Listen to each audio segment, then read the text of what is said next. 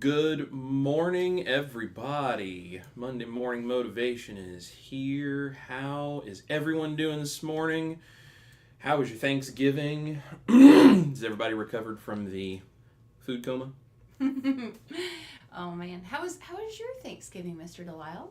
My Thanksgiving was great. My parents were in town, and my brother-in-laws both came over. And my sister-in-law was here. Yep. And her niece came with them as well. Yep. And we had good food, and we had family, and we had a lot of time hanging out. And then Black Friday, afterwards, my parents were still here. And my one brother-in-law came over as well, and we decorated the outside of the house and the inside of the house and the tree and all of that stuff for the Christmas season. And we all had dinner and just got to do a lot of family stuff, and it was really, really great. So how was your Thanksgiving? It was great. I always have good Thanksgivings. I love Thanksgiving. It's a great holiday. I have a lot to be grateful for this year. But I usually always have great Thanksgiving because I married Chris Cooking Nashville. So I always know that the food will be really, really good. But no, it was awesome. It was just a good time of like good food and just being able to spend time with family. Yeah. And, Chris and I usually have worked day jobs in all of our years together. We've been together for 6 years, I guess, going on 7. And, we always have had to work Black Friday and all of Thanksgiving weekend. And so this was the first year that we've been together that we actually got the whole Thanksgiving and the whole weekend off. So it was just kind of nice to spend time with family and get ready for Christmas. In case you can't tell, we really like Christmas a lot. We're all festive today. The Grinch and have a holly dolly part in Christmas. But yeah, it was just a good time of good food and family and quality time and kind of getting into ringing the holiday season that we both enjoy so much. So it was great. Well, it's good. Yeah. It's good. I think we had the same Thanksgiving. I think we were we together. Did? Yeah. You think so? Yeah, I think we had the same experience, generally speaking. So. Yeah. Yeah. But yeah, we're all festive today. For those of you who don't know, I absolutely love the Grinch. I always have when I was a kid. Now I'm talking the cartoon Grinch, like the original, not old like the Jim school Carrey Grinch. or like the. I like the Jim Carrey one. I haven't seen any of the newer stuff. I'm talking about the original old Dr. Seuss Grinch, like the animated little half-hour special that would come on TV back before there was such a thing as like streaming and any of those kinds of things. When that came on the TV every single year, it was a big deal for me to know when that was coming on and to have my time set aside as a kid to watch that because it was my favorite animated Christmas really special thing that I would watch on TV. So I love the Grinch, and I relate to the Grinch sometimes. Oh, I know you do. Yeah. I loathe everybody. Yes. No, not really. I really enjoy very, very much, though, that old animated thing and kind of the message of that story and everything. So, So you guys will probably see me wearing my new Grinch oversized hoodie blanket pretty regularly for the rest of the season. So look comfortable. Absolutely. Well, let's see who's here today.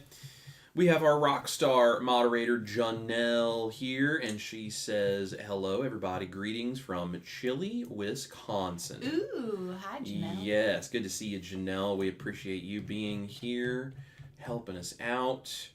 We have Donna Pope is here, Chile, Oklahoma. Ooh. Yes. It's very good to see you. And we have, let's see, I'm trying to get my screen all set up here so that I can see these comments a little bit better. And, okay, I guess we're just going to do it that way. We're rolling that way. We're just going to roll that way. All right. Always experimenting, always changing. Always. I love this comment from Donna, and I totally agree. It says, Ash is getting prettier every day. Aw, Donna, you are so sweet. Thank you so much. Yes, I completely agree with you, Donna. You are absolutely right. It's probably my diet. Honestly, I think ketovore, and carnivore are so good for your skin and hair and nails. So you're very sweet, Donna. Thank you so much. We were just talking before we went live that a year ago, we came out with our Santa Looks a Lot Like Daddy music video, and Ash was watching. If you guys haven't seen that, ashtaylor.com all of Ash's social medias. You'll see the link. We'd love for you to go watch that music video because it's a fun one. It is. We worked really hard in the studio to record all of that. We play all the guitar parts. Ash is playing some of the lead on that. I'm playing some of the lead on that. She's singing. I'm doing background vocals. And then we did this music video, most of which I filmed and edited. We had another person filming some of the stuff that I'm in, but if I'm not in it, I'm filming it, and then I edited the whole thing. It was the first time I'd ever done a music video, and we're just really proud of it. So we'd love for you guys to go see it and enjoy that for the time of year. So, but we were talking about it because she said even just since last year at Christmas, her face has changed so much. And even when you don't see a lot of change on the scale, you still see the change in your face and your body composition. Yeah, because I've lost a couple of pounds since then, but not that much. And so I kind of have been in like a weight stall, but then I'll lose a little bit. It's a up and down kind of a thing, but I was showing like Chris and even people were commenting, it's like you can really tell a year that's gone by, the year difference. My face is a lot puffier and rounder. Yeah. Than it is today. So absolutely. Pretty cool. Absolutely. We'll talk a little bit more about that as we talk about our subject today too. So awesome. Lynn is here, says, "Good morning, Chris, Ash, and all of you wonderful people, plus one cute pup." Yeah, she's laying down here on the floor. Thanks, after Lynn. Being out playing fetch, and she smells like an outside dog right now. She actually has on a Grinch little bandana too. So yes. Chris got it for her. So, and I think it says something about stinky, stinky, stink or something like that. I can't remember. Stink, stank, stunk. There you go. From the Grinch song. Yep. So we are getting the dog all dressed up for Christmas too. So there's Air Frying Auntie. Hey. And she says, "Good morning, listening in on myself, finishing up the last hour of work." Well, Auntie, we are glad you are here. Awesome. Thank you so much. Another one of our rock star moderators. The best. Janelle says, "Taking a break from my Cyber Monday shopping." Well, thank you, Janelle. We've been shopping this morning as well for Cyber Monday. I think we've got all of our Christmas stuff and a couple of extra things for the kitchen done. We did. Yeah. Lots of good deals out there for sure. Yep. We have a big family, so usually I start Christmas shopping in October. And with touring and all the stuff we've been doing, I have not had time. Yeah. So literally Chris and I sat down and we got it knocked out. So. Yeah. God bless Amazon for giving us the ability to do last minute Christmas shopping. I say last minute. This is not really last minute Christmas shopping, but for us, comparatively, this is last minute because normally we're done by the end of November. Oh, yeah. So just because we're really intentional about that because our schedules are so weird. So that's what we've been doing this morning, though. And Janelle, I love this. Janelle says, "Waiting for my Keto Chow order. Can't wait to try Chris Cooking Nashville's funnel cake recipe." And she is a dreamboat of a moderator and dropped in the link for you guys. If you have not seen that, yes, I did a keto funnel cake using Keto Chow with their brand new flavor cake donut. And I believe today is the last day of their Black Friday / Cyber Monday deal that they're doing, where you can get an extra percentage off if your order goes over a certain amount. So my link is in the description box for Keto Chow and Salty, because they have 3 brand new flavors of Salty. We just released that video yesterday, just talking about our favorites and what they taste like and everything.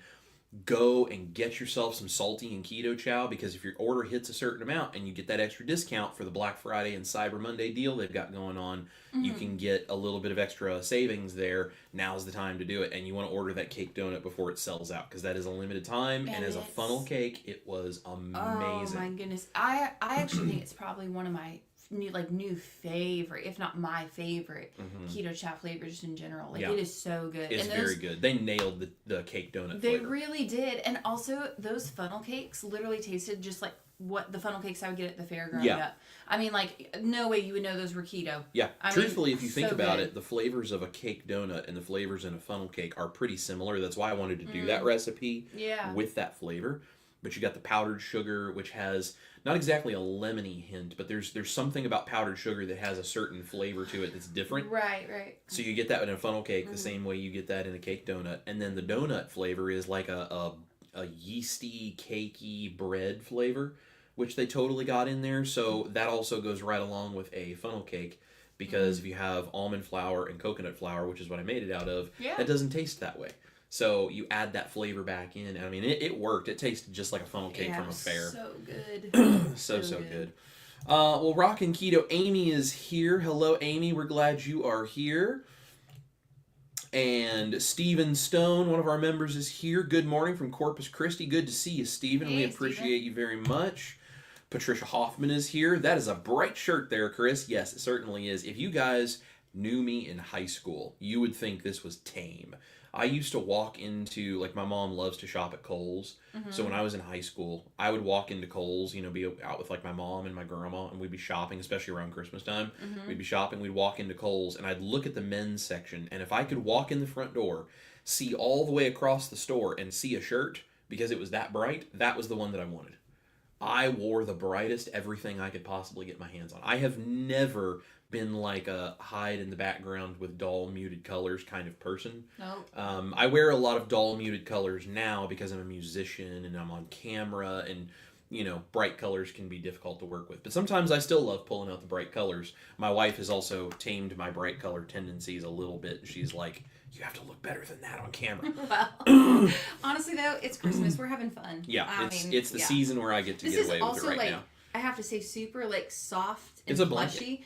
It's literally a blanket that you wear. So I keep asking him, I'm like, do you want to cuddle? That's right. Yeah. That's right. So it's comfy. That's right. Cindy DeManch is here. Hello, Cindy. We're so glad you're here. She says, good morning. Another rock star moderator. Janelle loves the Grinch shirt. Thank you, Janelle. There's Richard Williams. Williams says, good morning, neighbors from Copper Hill, Tennessee. And Tanya is here. Good morning, Chris, Ash, and Mel. Good morning. Marilda is here. Good morning and hugs to all. Marilda, hugs to you, and thank you so much. And Lynn is laughing at me being the Grinch. Absolutely. Listen, I love people. I really love people. Sometimes I don't like people. Sometimes they don't like people. Sometimes they drive me a little crazy, and I'm a little bit like a Grinch, and I'm like, all the noise. It's true. Well, what are you going to do? Janelle also loves the Dolly Christmas shirt. Well, thank you, Queen Dolly. Yes. Jennifer Lucas is here. She says, you look like a Jedi Grinch. Yes. Jedi Grinch. Yes, absolutely. Do I do the whole Jedi, like hiding your hands in the arms thing, just... Oh my gosh. I love it. May the force be with who's. With who's? Oh boy. Oh my gosh. The jokes will keep coming. I love it. That's right. I love it. Let's see. Everybody's asking everybody some questions here that I think have nothing to do with me. Air Frying Auntie wants to say she's loving the shirts. Awesome. Well, we're Thank glad. you, Auntie. We appreciate Chris that. and I were talking about we're going to be filming some videos and doing a bunch of different things. Clearly with Christmas now kind of being here as we're into December. So we intentionally were like, we should wear Christmas themes, like shirts, ugly Christmas sweaters, all the stuff in all of our videos and in all of our live streams. And we even got like a little miniature tree that we're going to set up to film. Yep. I mean, like, we just go into it, man. Absolutely. We're having fun. It's my favorite time of year. It was my grandma's favorite time of year. And my grandma was a very special person in my life. And I have always loved Christmas. She always loved Christmas. Decorating and just gift giving and just taking care of people and family and all these things. She loved this whole season. And it's one of the ways that she lives on. Yeah. And one of the ways that I honor her memory is to put as much into Christmas as she did, because I enjoy that, and it also makes me remember her. And it's a beautiful thing. So. Absolutely. Air Frying Auntie also says, yes, old school Grinch. There you go. That's the way. That is the way. Cindy has popped in the CCN studio link. If you guys did not know, if you're watching this on the main Chris Cooking Nashville channel, I have a second channel called Chris Cooking Nashville Studios. This is the link for it. It will also be in the description box down below if you're on my main channel. Please subscribe to that Studios channel, because as I'm doing interviews, as I'm doing health videos, as I'm doing these kinds of things, eventually I want to move all of them to that Chris Cooking Nashville Studios channel only. Right now I have this streaming on both, plus my Facebook page. Eventually I want to just have it on the Studios channel so that I can keep the food in one place and the health videos and interviews in another, just to give people the ability to kind of pick and choose what they like. Yeah. But right now, we're trying to grow that channel and let people know it's out there. So if you haven't yet, please subscribe to that if you like this kind of stuff, and watch some of those videos I've done over there, because we need to get the watch hours up on that channel so that we can get everything rolling, so I can get eligible to do all the things over there I can do on the main channel too. So thank you, Cindy, for dropping that in. You rock. Tanya says, my 13-year-old granddaughter loves the Grinch as well. Makes her Christmas shopping easy. Aw, yes. very sweet. Beth Mahoney is here. Hey, y'all, catching you on the road to Florence, Kentucky to meet my besties for brunch.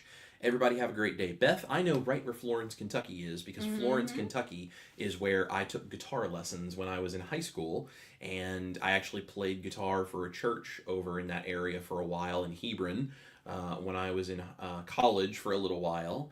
And that's where we would always go to the mall to do our Christmas shopping when I was growing up. So I know Florence very well. So enjoy your lunch with your besties and have a wonderful day. Also, I did see your message about the electric guitar. I'm so sorry I didn't respond, but I'm glad you were enjoying it. If you have questions or issues, you let us know. So awesome. yeah, it's just been, I'm sorry guys if I haven't responded to an email or a message. It's been crazy trying to keep up with family, filming, editing, the Keto Chow stuff. I mean, it has been busy. Super busy. Our house is always a nut house. It's just been a little bit nuttier. So, yeah. It's just been but a while. You know what? You're doing a great job. Yeah. We're doing it. We're doing it. Lynn says, I had to watch the old Rudolph the Red-Nosed Reindeer every year, even if it made me cry. I still cry about it. We watch it every year, too. Every year. We love all the old, like, claymation, stop-motion stuff and the old animated shows and all the older Christmas stuff. Like, we listen to the classic Christmas songs, like the Nat King Cole and Frank Sinatra and Bing Crosby and Rudolph, all the vintage stuff. That's Rudolph, what we're into. Frosty. I even love to watch like old Christmas movies, like It's a Wonderful Life and White Christmas. Like, I watch them every year. Yep. But I'm with you. When they don't let Rudolph play in the reindeer games, Lynn, I get teary-eyed. Yeah. Yep. Poor Rudolph. Let's see. Beverly is here in the deep freeze Saskatchewan. Man, I bet it's cold up there compared to where we are. Patricia says it's a cute video. I totally agree. And Janelle is telling everyone, hit that thumbs up. Yes, please hit the thumbs up. Yeah, there we go. Hit the thumbs up. We appreciate you guys doing that. That just tells YouTube that this is a valuable thing. So, let's see. We have, who else is here? Lynn says, great fun video and song. And yes, you look so different now. Positive changes. Absolutely. Absolutely. Crow is here, says, good morning. Well, good morning, Crow. We're glad you're here. Deborah Cornish is here. Deborah saying hello from Vancouver Island, British Columbia, Canada. Awesome. I bet it's also colder there than it is here. Yeah.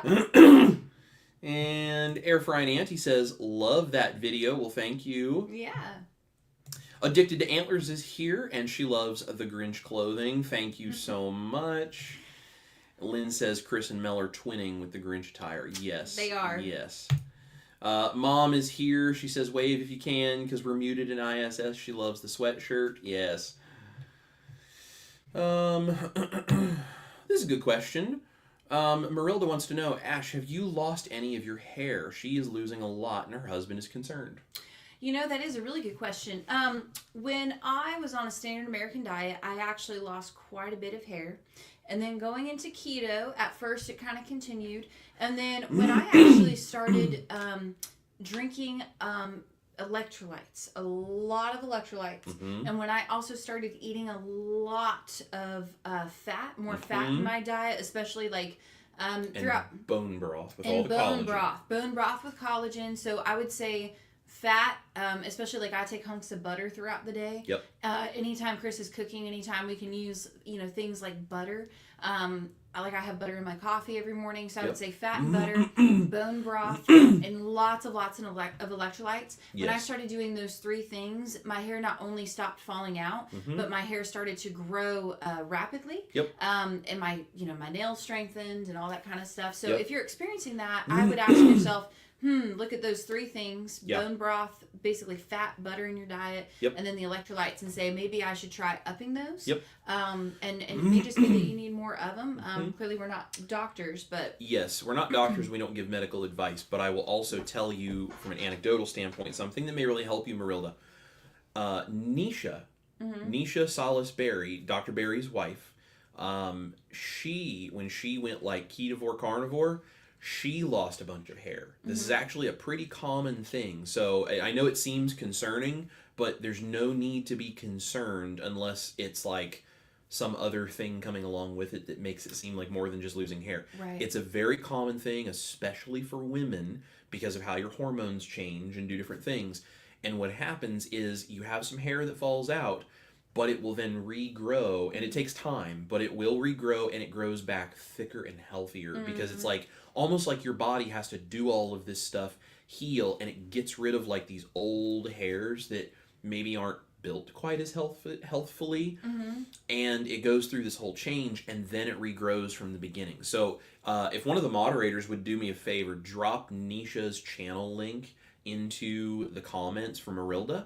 And Marilda, go watch Nisha's channel and specifically look for anything she has about hair and hair loss, because she has some information out there. Like, she lost a whole bunch of hair, and on live streams would be like showing people the fuzzy stuff starting to grow back in from underneath as she was going through that whole process. So I know it seems weird, but I promise, unless there's some special circumstance, it's probably nothing to be concerned about. It's probably your body shedding the old and beginning to grow the new. So it's actually a sign your body is probably doing what it's supposed to do.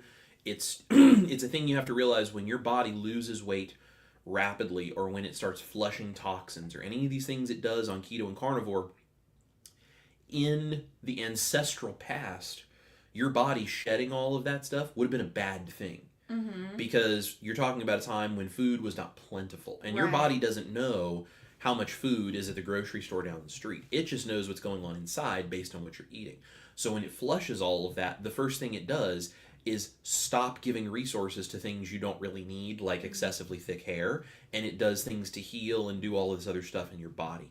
Then is it's like, okay, we're not starving, we're not in danger, like, okay, let's start working on some stuff. We're actually being nourished for the first time in maybe decades. It starts to redo everything, and it goes from the beginning, and it grows everything out properly. That's why you get body recomposition. That's why you get weight loss. That's also why you hit weight loss stalls, because your body does other things that are more important than just shed the excess fat. Because in the past, in the ancestral past, losing too much weight meant you couldn't survive the winter because you didn't have the fat to feed off of. So it was very careful about doing that. So there's a lot of things there, but go watch Nisha's channel, and if you're not part of Dr. Barry's private group, that would be another great place to go, because you could get one-on-one help from the coaches. Lots of resources. Maybe even Nisha herself, and they could sort of walk you through it and help ease your mind with much better, more informed medical information than what I can give you. So, but yeah, I totally understand. You're doing great, though. It'll be, if you can hang in there too, it's kind of nice, because that was the thing after I did keto for like the first year. Is like, I stopped having like dead ends. And even like my hairdresser was like, what are you doing with your hair? Like, what product are you using? And, you know, stuff like that. And then as I've gone on, I've started to take like chemicals out of shampoos and things like that. And it's like, if you can hang in there, I think you'll really enjoy the benefits, though. But yeah, Nisha's a great resource. Absolutely. Cindy is posting the link to the Santa Looks a Lot Like Daddy video. Thank you so much, You're Cindy. So sweet. Thank you. Auntie says, my family is getting a card that says, have a very Venmo Christmas with my code to accept. I love it. I love that so much. I love it. And Cindy says she's not tried the funnel cake recipe yet. It's just a matter of time. Well, Cindy, I hope you enjoy that one. It's fun. Now, you got to get your oil temperature right, because if it's too hot, it tends to kind of not stick together, and if it's too cold, it tends to turn into one big mushy lump. But, you know, that 350-ish range is good, and a couple of times doing it, no problem. So it was great. It took me a couple of times of doing it to get my oil temperature set right, so the first one looks a little weird. After that, we were good. They were so good, though. Delicious. Lynn says, I might try your funnel cakes with one of my other flavors of Keto Chow since I don't have the new flavor yet. I bet they are wonderful. They're very good. You could use vanilla. You could probably use chocolate. You could use like a cinnamon, do almost like more of a churro flavor. Like, there'd be all kinds of things you can do. All kinds. So, and if I just said churro and you got excited, I have some ideas. Just saying. Stick around. Auntie says, I forgot to order more gingerbread, so may get another of those and more of the new flavor. Yes, it's so good. Let's see. Everyone's saying hello to my mom. Rosemary Palmer is here, says, Hello, everyone from North Dakota. 2-degree temperature here today. Woo! Cold. I just got cold. chills for you. Risa is here, says, good morning, all. Love the Grinch sweatshirt. You two are adorable. Well, thank you, Risa. And she says, did y'all have a wonderful Thanksgiving? Ours was okay. Undercooked the turkey breast and had to re-roast it for a while. Thankful for smoked turkey wings from the Ninja Wood Fire. Well, I'm sorry, Risa. But it sounds like you sidestepped and made it work. And and honestly, that's the only thing you can do in the kitchen. That matters. But we had a wonderful Thanksgiving, and my turkey was so good. It was really good. Like, I did it even better the second time than I did for the time that I did the video for. So. I would agree with that. It was really good. We were just talking, it's like that practice, though. Yeah. Because by the time Thanksgiving rolls around, Chris is like, oh, I've made this before, you know? And so he kind of... Yeah, I knew what things to sidestep, and I knew what things to kind of adjust a little bit. And, I mean, it was incredible. And, I mean, even my dad, who's made amazing turkeys my whole life, even my dad was like, that is the most moist turkey I've ever had. Oh, it was so good. It was so good. Oh, amazing. It was so good. Lynette is here. Good morning, Lynette. Thank you so much for all you do. Lynette is with Keto, Chow, and just has her own, amazing journey with keto, and is just such a lovely human being. We love Lynette, and she helps us out so much. Thank you, Lynette, for being here and for all you do. Auntie says, I have a 30-year-old tree skirt I wore as ugly Christmas sweater one year, and I won. That's great. That's awesome. Absolutely fantastic. Lindy is here. Good morning from the Mississippi Gulf Coast. Hi, Lindy. We're so glad you are here. And C. Delisle Deaver is here. Good morning from Chile, Florida. I swear we have to have some relations somewhere. Somewhere far enough back we have to be related, because that is not a common name to ever see. So go look at the family tree. That's right, but we're very glad you're here. And there is Juju here. Juju. Good morning, friends. Struggling this morning. Concerts on a school night are rough. I saw your Facebook post. It looked fantastic. But Mimi was worth it, and my kiddo's smiling face was even better. Aww. I'm so glad you are here and that you guys had a good time, even if you were out late on a school night. I'm sure they'll remember that, though, for years and years to come. That's so the cool memories y'all got to do that. Are so important. Let's see. Risa says it is 31 and sunny here in western New Jersey. Pulled out a coat for the first time yesterday. Whew. That'll do it. Yeah. Island Joni is here, says just subscribe to your other channel. Well, thank you so much. That makes such a huge difference for us. We appreciate it. And let's see, here is a Facebook comment. We're starting to get people watching on Facebook as well, which is amazing. If you're watching on Facebook, please let us know, because I want to make sure it's actually worth streaming this to Facebook too. But Ann Myers is here, says, good morning. We just moved to Tennessee from Florida. It's cold in Florida this weekend too, so we don't feel like we made too bad of a decision. Well, I'm so glad you're in Tennessee. What part of Tennessee did you guys move to? I'm curious if we're neighbors or if you're like on the other end of the state from us or something. Yeah. Ann Myers also says, thanks for the hair loss help. Oh, absolutely. Amy is saying, I'm losing hair right now. I've had a hysterectomy in January 2021, turning 49 in March. My weight is great. I'm not losing any, not gaining, but I'm starting menopause. I'm very concerned. I'm ketovore. Amy, I understand. I totally get it. You're going through a bunch of hormonal things that as a man I have zero understanding of. I will say that first of all. But I also think that you would probably benefit from watching Nisha and watching Sally Norton and watching Dr. Elizabeth Bright. And there's several other people like that, females in the space, maybe Steak and Butter Gal Bella. Go watch all of those women, because they are going to understand you going through this way more than someone like me, or even Dr. Barry for that matter. They're going to understand it a lot better, and they have great tips. Dr. Bright especially talks about women and menopause and what they need to do with like carnivore or ketovore stuff. Fantastic information, and I totally get why you might feel concerned, but based on what all of them say, it's pretty normal, and they have tips to help it make it a smooth thing. Yeah, Chris and I talk about this all the time too. I think men hormonally are basically the exact same every single day. I mean, they're on every 15 minutes they kind of adjust their hormones, and so guys don't have to deal with a lot of the same thing. Us women, on the other hand, we change every second of every day, and we're always always changing, and we have, every week our body is doing something different hormonally. So especially with a hysterectomy, you're turning 49, you have all of these things going on. These are just, that's just a hormone issue straight up. So I think knowledge and kind of listening to some doctors like Chris mentioned would be so helpful for you. But I think ladies just have to realize we have so much going on with our bodies. We are very complicated compared to our husbands or, other men in the space. So go listen to some great females and check them out. But I don't think you should be concerned, though. I think you just need to realize that there's not a lot of women in the space, truthfully. There's some great ones, but it's a lot of guys that are doing carnivore. So come here for help if you need it with all the lady stuff. And like I said, Nisha's such a great example. But absolutely, just remember we have hormones and different things that guys don't, and we're on a different scale than they are. So absolutely, I think we're going to be doing a video.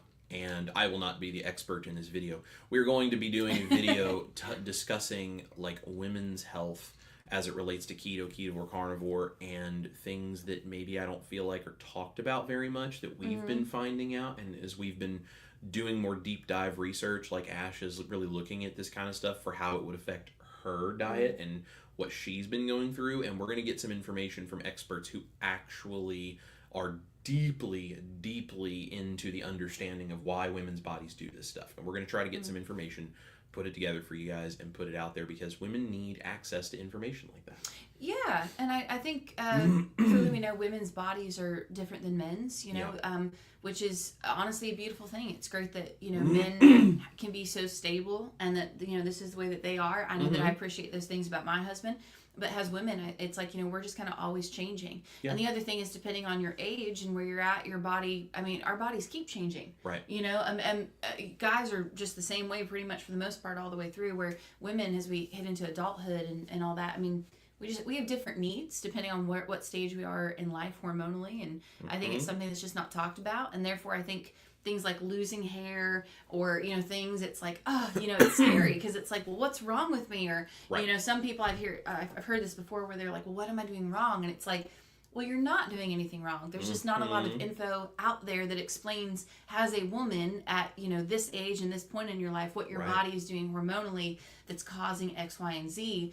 And so it's a natural thing. But again, thank you for the question. And if you have concerns, put them down below. And if we don't have an answer, we'll try to point you to someone who does. Yep. Absolutely.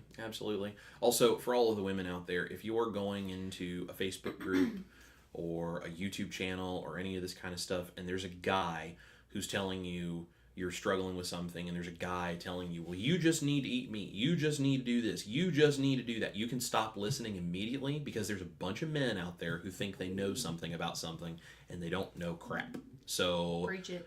Get the info from a woman who is truly versed in the information you need.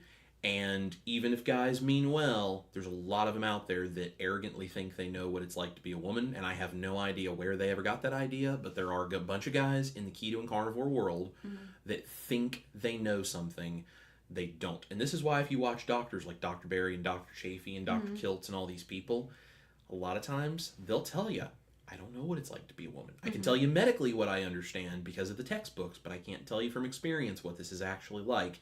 And they tend to defer to the women in the space who know more. So just remember that. Juju says she got 1.5 pound ground beef yesterday. Ooh. May have bought 12 pounds, 80-20, more fat than I usually buy, but $3 a pound savings. I will figure it out. There you go. I always buy the really high fat stuff because I think it just tastes better, and it's usually cheaper, and it makes us happy. So I love the higher fat beef. I get the 73-27 when I can. Yeah. So, Juju says, Rockin' Keto Amy, when I had my hysterectomy, mine did that too. That's normal due to tons of hormones slamming on the brakes in your body. Yeah. See, there you go. A woman with friends who has been through it. Goodness gracious, the great Ken Berry has dropped in on Facebook to say hello, friends. Hello, Dr. Berry. I appreciate you jumping in and saying hi. And I hope you like my Grinch sweatshirt. I wore it just for you today.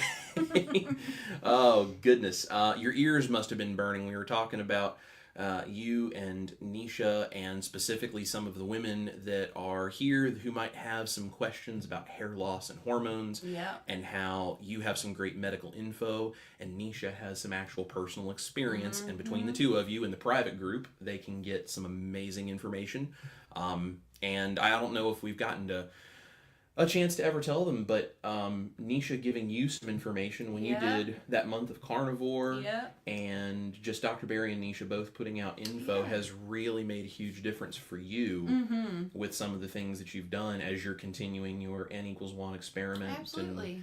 And kind of figuring out how to make this all work. So absolutely, it's helpful to have information. I mean, knowledge is power, you know. And it's like we have so many ladies alone in the comments that are talking about, you know, I'm experiencing this. Is this normal? Or, you know, what about this? And oh, I had the same thing happen. And, you know, it's scary though. I mean, to wake up and have your hair falling out, or, you know, you're trying to figure out like, well, man, why can't I seem to get this or that? It's a lot. And so I think just people that put out information like this. I mean, this is why we're sitting in the chair this morning talking about this. It's like it's just so helpful, and just knowledge is power.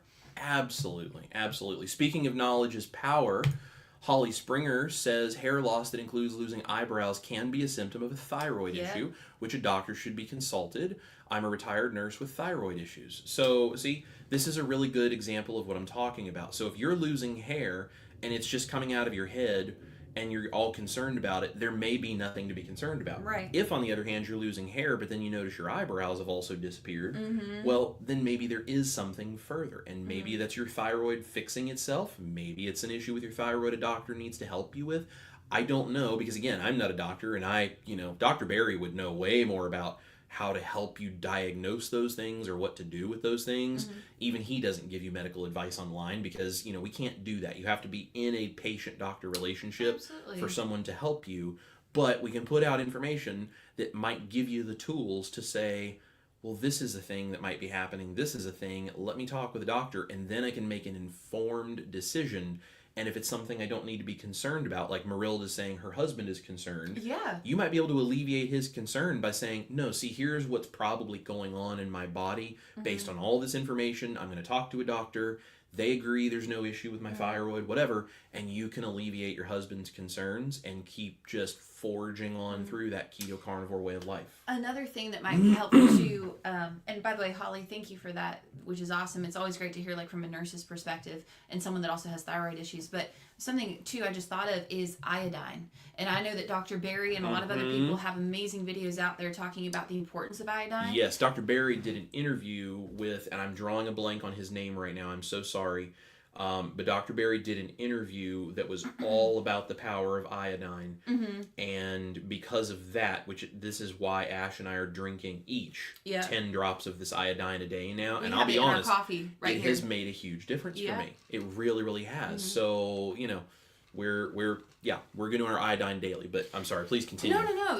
No problem at all. I was just going to say though, iodine, because if you are having like thyroid issues, plus, I mean, there's so many health benefits to it. And I honestly think that most women, especially with our hormones, are deprived of iodine. Yeah. And so I would really encourage it. And I don't know if any of our moderators know the video that we're talking about.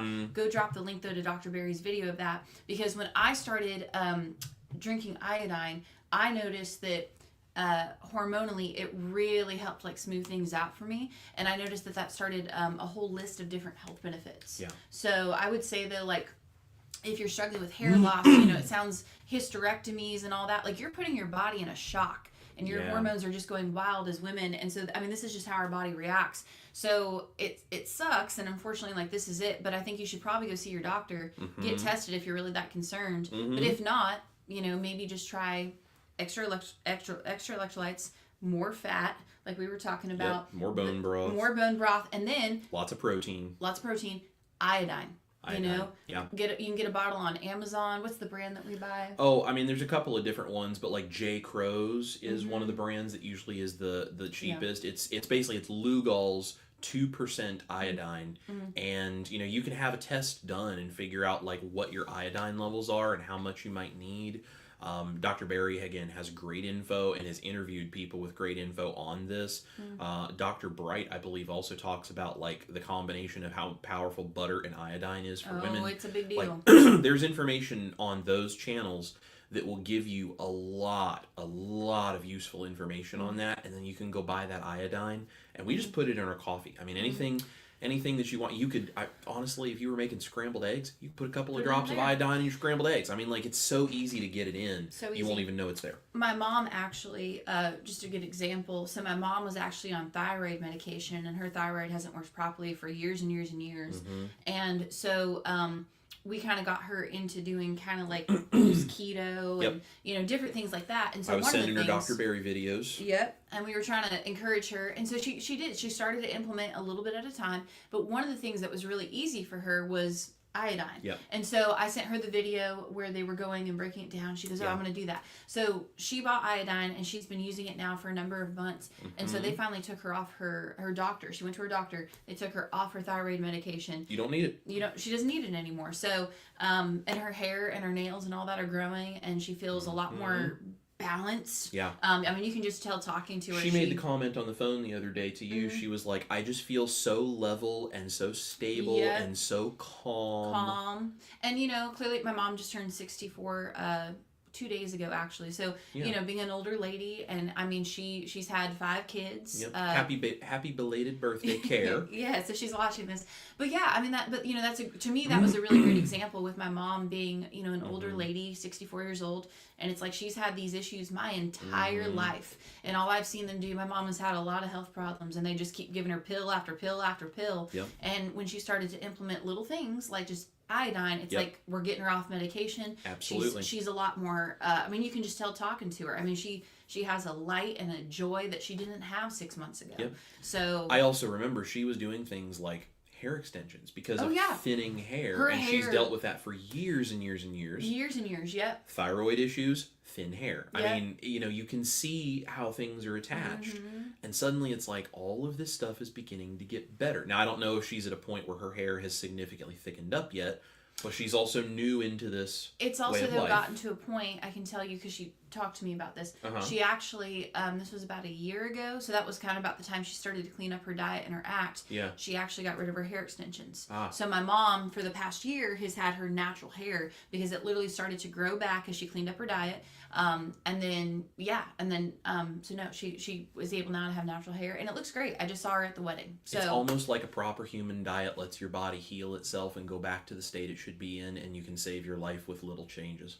Absolutely, yeah. But it's, you know, again, the knowledge is power. And I mean, think of how many women, though, like my mom, who, you know, my mom has a corporate job, wants to look their best. I mean, we're women. We want to look pretty. Like, we want to do our thing. And the reality is, be it right or wrong, we live in a world where people look at you and make a judgment. I mean, it's I true. totally understand. You know, I when I'm wearing a Grinch sweatshirt, I know that people are going to look at that and make a judgment. I'm okay with it. Yeah, we just don't care. We just don't care. Oh, goodness. But yeah, great info. Yeah. Great info. Absolutely. Deborah Cornish is here, and she says, hubby is elk hunting, and I'm decorating. It is quite mild here. Haven't had any snow yet. Aw, that sounds lovely, though. That sounds amazing. Man, I wish I was out elk hunting with her husband. You want to take him? I'll help you Telling decorate. you what, we fill the freezer with some elk meat. Yeah. And I would be all about that. But you know who would probably love elk meat? Is Mel, our puppy dog. This little dog. We have some venison in the freezer that's a little freezer burnt, so but I sometimes put that in her puppy food, and oh my gosh, she loves it. She goes nuts. Yeah, for sure. Marilda says, you are precious, Ash and Chris. Thank you so much. Love you both. Marilda, we love you, too. And you are so welcome. Well, listen, we're all here to support each other. I have great info, but sometimes I don't know what I'm talking about, and I need other people to have great info, and we rely on you guys. We rely on Dr. Barry and Nisha. We rely on other creators in this space. Like, we're all in this together. I think it's really important to remember, like, where you started and where you come from, and I think you need to realize, like, Chris and I are not at our ideal body weights yet or where we would like to be, but we're constantly working on it. Yeah. But, like, we were once 400 pounds, you know, and struggling with anxiety and depression and all of these things. And I didn't have, when I was on a standard American diet, I did not have a period for over a year. Like, my body was wrecked. Yeah. And so when we started making all these changes and stuff, we had to rely on people like Dr. Barry and Nisha, and I mean the list goes on and on and on. Yeah. We had to go find this information for ourselves, and now we've done it for a number of years to where it's like we have literally learned what does work, what doesn't work, and so we're literally just sitting here trying to help. And sometimes and we're still learning and just showing you our journey along the way as we get better. Absolutely. But these are the kind of subjects though that Chris and I were talking about with like women's hair loss and hormones and all that. We would actually maybe like to try and tell us what you guys think in the comments. We would actually like to try to maybe shine more of a light on that. And maybe because we kind of maybe feel, at least in my opinion, like these things should be talked about more. Because I think it would help a lot more women where it's already harder for us to lose weight and harder for us to do certain things because of just how our bodies are designed. To actually lose weight and feel our best and look our best. And so I think shining a light on sharing some of this info with the ladies may actually help. So tell us what you think in the comments if that's something you would like us to do and something you'd like us to spotlight on. Definitely. Lisa Nix is here, says, when are you going to open a restaurant, Chris? I live in the Nashville area. Well, hello, Lisa. Cool. If you ever want to grab some carnivore or ketovore lunch, you just let us know. We would love to meet up with you. If you want to be in a video as a taste tester, let us know because you don't have to drive very far. I get this question a lot. When are you going to open a restaurant? And truthfully, here's the answer that I know is just never satisfying for people. But the truth is, it is very expensive to open a restaurant because you have to have millions of dollars in startup money for the gear and the staff and the licensing and the marketing and the legal elements and the product development and I mean all of the auxiliary costs. Like it's very, very expensive in any part of the country, let alone in Nashville, where real estate is out of control because of just what has happened here. I mean, I probably wouldn't be able to begin thinking about starting a restaurant here unless I had somewhere between $3 and $5 million. And if I had $3 and $5 million, I would not spend as much time trying to build my YouTube channel to make the money I need to support our family as I do. I would still put out good info, but I probably would be like more intentional about each video instead of getting so many of them out constantly. I just don't have $3 to $5 million or even anything close to that. So it's very expensive. On top of that, the problem with something like a keto or carnivore restaurant, and you guys have to realize this is why we have to take power into our own hands. There is a very small sector of the United States right now that is willing to go to a restaurant that is specifically catering to keto and carnivore people. I'm not saying that I don't want to see that happen. Eventually, I'd love to see that happen. I'd love for there to be better options. But it is very hard to make it in the restaurant industry as it is. And then when you start making it for a smaller and smaller and smaller group of people, I mean, it becomes almost impossible. So until things change with the landscape of sort of our culinary view in the West, it's probably just not going to be a thing. And I'd like to add on to that too, just so that you fully understand like where we're coming from with that. Back in the day, in our Standard American Diet days, Chris and I actually owned a bakery here in Nashville. So when we say, hey, this is what it costs, and this is what it takes, and these are our findings. We know. We've tried. And honestly, though, the other thing, too, is the cost that it would cost you guys to come eat at that restaurant for us to even break even and all that. It'd be $75 to $100 a person, probably, for just a standard dinner. And people don't want to have to pay that. No. I don't, certainly. However, though, Lisa, like Chris said, if we may not have a restaurant, but if you want to get in touch with us, info@chriscookingnashville.com. Shoot us an email, and if you're in Nashville, if you're in the area, if you live here, come on over, and Chris will make you dinner, and you can be a taste tester in a video. We've been doing that with a lot of people that watch the channel, and it's so fun. But no restaurant, but you are more than welcome to come over to our home, and we will be happily make you dinner. Absolutely. I feel like my calling is to feed people from my own home and to teach people how to feed themselves. Yes. To feed people on a corporate level just has so many hoops to jump through, and it's so hard to make that happen, let alone when you add in now it's going to be keto and carnivore. I mean, it's a whole extra layer, and I would love to see it happen, but we're just not at a point where, not that I would never do it, but we're just not anywhere now. We're just not anywhere close to having the resources or the culinary climate where that would be a feasible thing. Sure. So, but I know that's not the answer people want, but I wish I could give a better one, but it's just the truth right now. Yeah. And he has a question, what kind of thermometer to check the oil temp? Still need to watch the video. So you can get different kinds. You can get like a candy thermometer that just sticks to the side of a pot. What I like is actually an instant read thermometer. And there's a number of them out there. They all do basically a good job. I actually have one from Typher that I'm going to be doing a video with, an Instapro. But you can get any kind of an instant read thermometer. You can go to Amazon and find them. Just type in instant read thermometer. That is the best because it within 2 seconds will tell you what the temperature of your oil is, and you can kind of swish it around in there and look at it and see what the general temperature of your whole pan of oil is. Right. So beef tallow, bacon grease, lard, avocado oil, if you're into that kind of thing, ghee, those are the ones that I like to fry in. So great question. She says I have a probe thermometer. You can make a probe thermometer work. It's a lot slower. So an instant read, they're not very expensive, and an instant read is a fantastic tool to have in the kitchen. Patricia makes a good point, and Keto Chow has amazing customer service. They do. Wonderful, very true. Wonderful people. Jonathan thinks this hoodie makes me look like I'm 500 pounds. Jonathan, your picture makes you look like you probably shouldn't be here. Can't be kind, then you can find the door.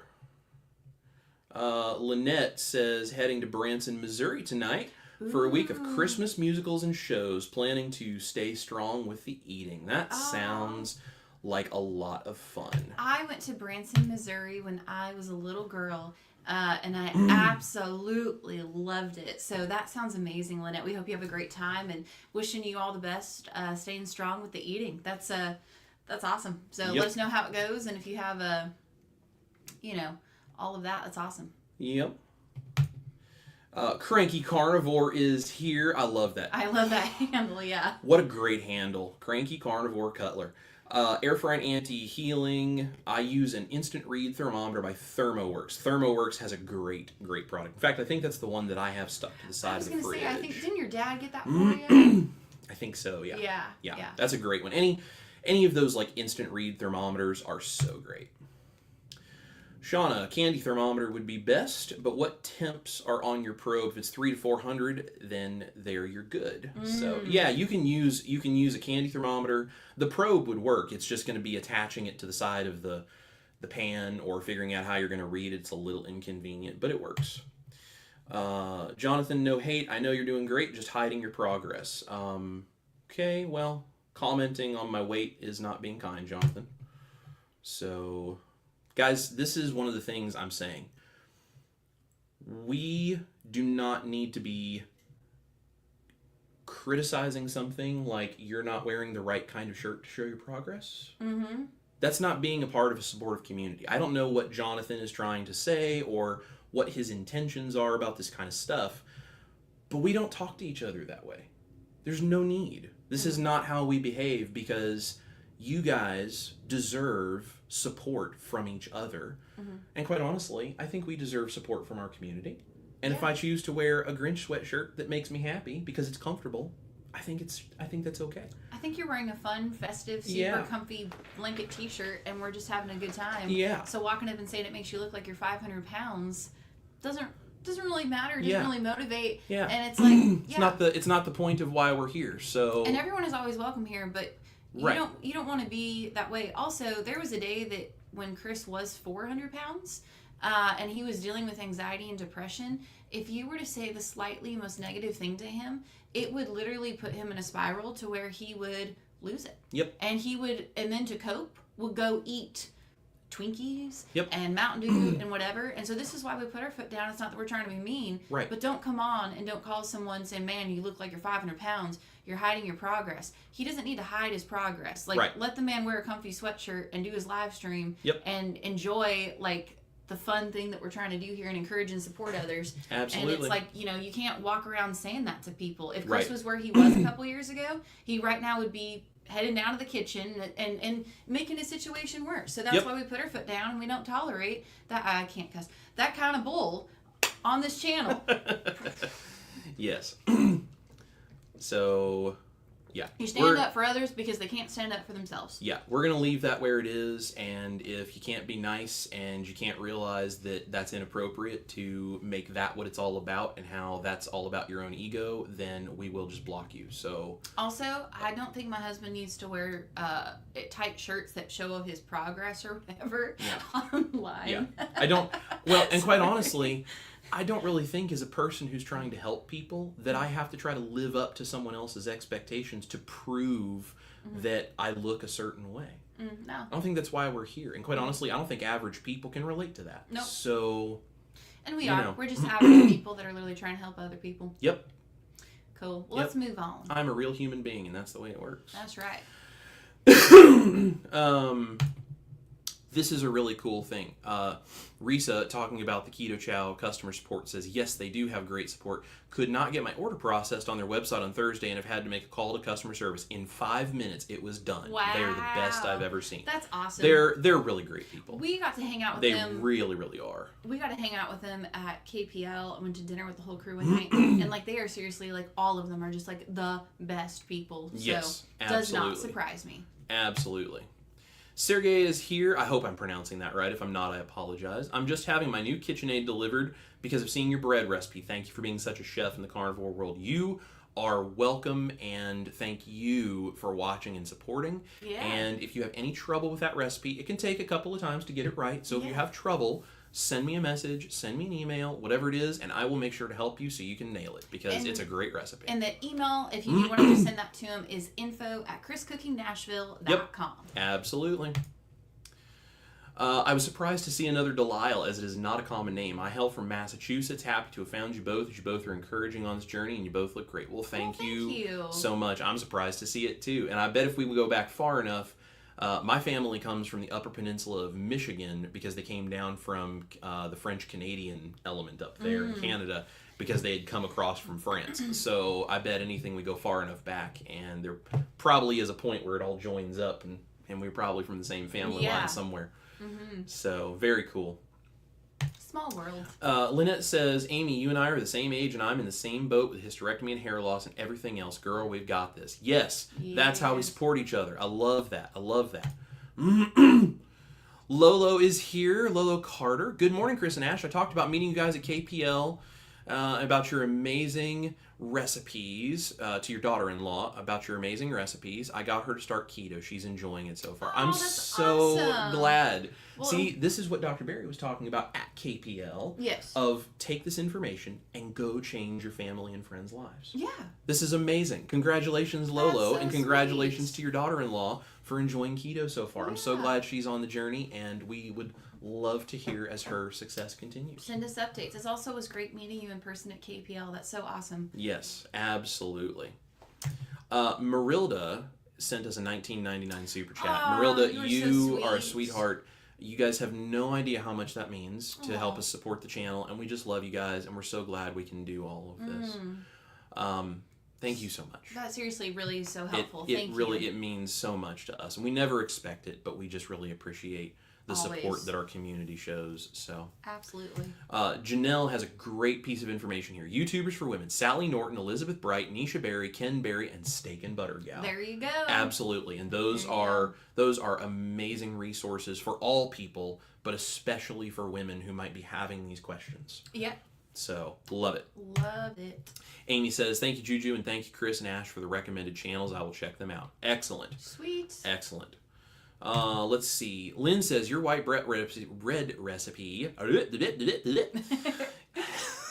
I'm Porky Pigging it out here. Your white bread recipe is just the bomb. I do so much with it. This time I added pina colada keto chow and had to sub coconut milk for whipping cream. I was out. It worked. Yum. That sounds great. Lynn, my mouth is like drooling right now. That sounds amazing.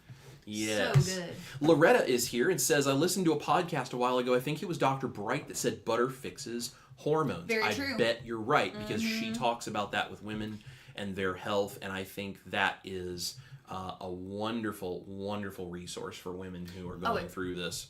Yeah, no, it really is. And, you know, I have to say, too, Chris was actually the one that sent me a couple of different things with Dr. Bright and all Mm-hmm. that. And when she says that butter fixes hormones, that's one of the things that completely changed Yeah. my life. Yeah. That's why I eat as much butter today. And Yep. I mean, I'm telling you, ladies, if you're not, butter is your friend. Just saying. Yeah. It's amazing. Truthfully, I mean, it's made a difference even for me. Yeah. Like, there was a time where I was experiencing some anxiety and like insomnia as a result because I was Yes. working so much. I was Yeah. just, my cortisol levels were just out of control, and I would take a chunk of butter, like I was doing browned butter bites because she was doing it. Yep. I started doing it too. We would eat it like 30 minutes before bed. Yep. 1, 2, even 3 of them. Yeah. And it helped me sleep better. It does. It helps you sleep better, your mood. I mean, there's so many benefits to it. Yep, absolutely. Everybody's saying hello to Dr. Barry when he dropped into the chat here. Sweet. And let's see. Kate says, made your carnivore mash for Thanksgiving. Such a hit. I can't tell if you're a wizard or a genius or maybe a bit of both. Well, I appreciate that. I don't know if I'm either of those things. I was very blessed to have an idea that worked very, very well. So, also, Steak and Butter Gal, Bella, did a review of that recipe for a She Thanksgiving did, special thing yeah. that she did. If you guys haven't seen that, you should go check it out. Maybe one of the moderators can drop that in if they haven't already. It was a huge honor to get a shout out from Steak and Butter Gal. So Aw. it was very, very It was cool. a great video too. Yeah. And I think it was her husband that was in it. Yep. It was super cute. We're I looking loved forward it. to meeting them at Meatstock 2025 as well. If you guys Yeah. didn't know, Meatstock 2025 is happening May 15th through the 19th, I believe it is. Yeah, I something think like it's that. 15th through the 19th, coming up in Gatlinburg, Tennessee, and I think there are still tickets available for the weekend convention. Go to meatstock2025.com and you can just look at the flyer on all of the Meatstock social medias and you can see how many powerhouse people are speaking. Mm-hmm. It's going to be unbelievable. Now, that being said, yours truly, the redneck in the Grinch sweatshirt, somehow got asked to do a presentation as well. So Yeah. I'm going to be doing a presentation on beef and some cooking demonstration. It's going to be a lot of fun. It's going to be really fun. Would love to see you guys there if you were free. Reese's Cluttered Kitchen. I cannot believe my eyes. Dr. Barry, yes, I am very blessed to have the support of people like Dr. Barry and Nisha. And my channel would not be what it is. And quite honestly, I would not be what I am as a YouTuber or honestly even just physically. I know I look like I'm apparently 500 pounds, but there's a lot of extra space. See, I'm not actually 500 pounds underneath it. It's a family show. I'm not flashing anything but a Telecaster. It's all good. Yeah, I'll show you my Telecaster. Show you my Telecaster. I'll show you my Telecaster. The YouTube algorithm is probably like trying to figure out what's going on. But you know what? I'm sorry, I have to interrupt for a second. Yeah. This is such a great example. So there was a day that even if I or anyone else said something slightly negative to you when you Yeah. were 400 pounds and struggling, Yeah. you would just collapse and go on an emotional eating spree. Oh, And yeah. it was, I mean, Yeah, I'm because I saying- had zero self-worth. I thought I Zero. was nothing. I thought it was Yep. all my fault. yep. And I looked in the mirror and hated what I saw. And I was so brain fogged and anxiety ridden and depression just crippled. Like, that- I don't think you guys understand that, like, the Chris that No. you see in front of you, like, I'm his wife. Like, I was with him for all of this.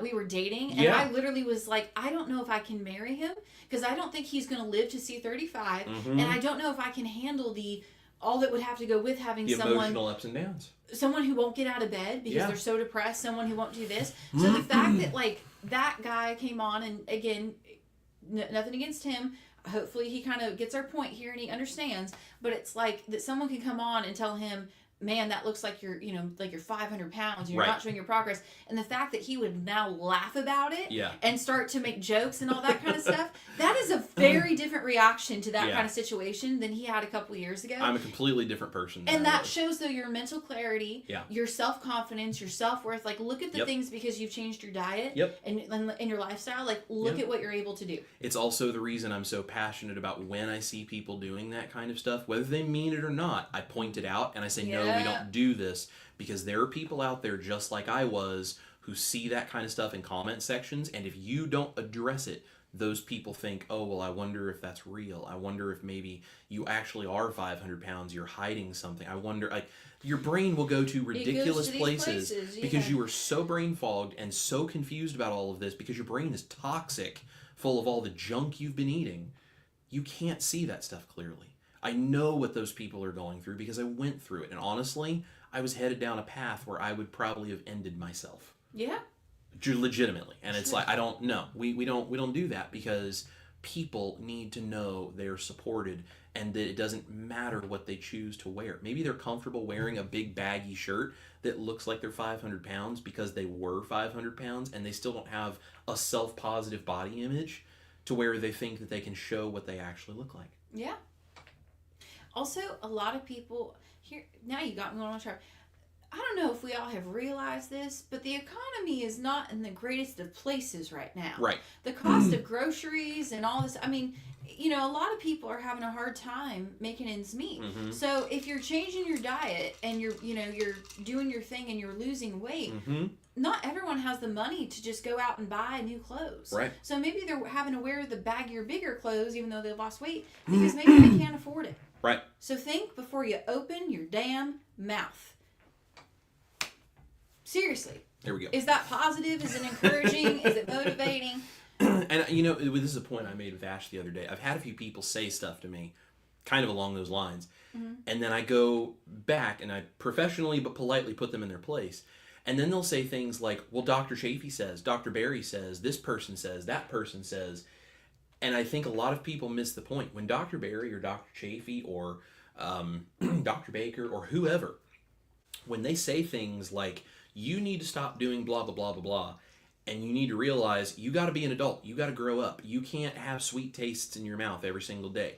They're saying things bluntly, but as a blanket statement to people, they are not singling a certain person out and attacking them. Right. It's a very different thing, and they're doing it because they're saying it in a blunt way to get people to pay attention, to finally understand you have the power to change your own life. And these are things that you have been brainwashed to believe you need daily. You don't need those things. But then people who hear them say that stuff come into a comment section and single out a certain person, and I'm going to attack you for this thing you're not doing right because so-and-so said. That's a completely different behavior. And that's the reason that I put my foot down about that stuff. Mm-hmm. Because Dr. Barry saying all of those things that he said saved my life. Mm-hmm. A person coming in a comment section and commenting on how I look or that I'm fat or that I've done this or that I've done that wrong or whatever it is, because I get all kinds of it, that doesn't help. That doesn't change anything. That doesn't motivate me. That doesn't save my life. That doesn't inspire me. None of that matters. And that's the difference. And that's why I am here for all of you who may or may not struggle with those kinds of things to know you're not alone. I have been there, and I love you just the way you are, and I want to inspire you to take where you are today and improve it and make one step better tomorrow. And if that means that you still wear this baggy shirt because you still don't have a body image of yourself that you're willing to show the progress you've made, that's totally fine. Maybe it's Christmas and you just want to wear comfy sweatshirts. Yeah, maybe this just feels like wearing a blanket, and maybe even though I'm a big guy who is like, you know, beard and manly and eats steaks and all of that, maybe I like a snuggly Grinch blanket every now and then. I do. Yeah.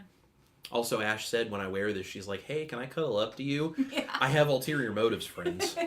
I married the woman, okay? I like being around her. I like when she's close to me. This makes me happy, okay?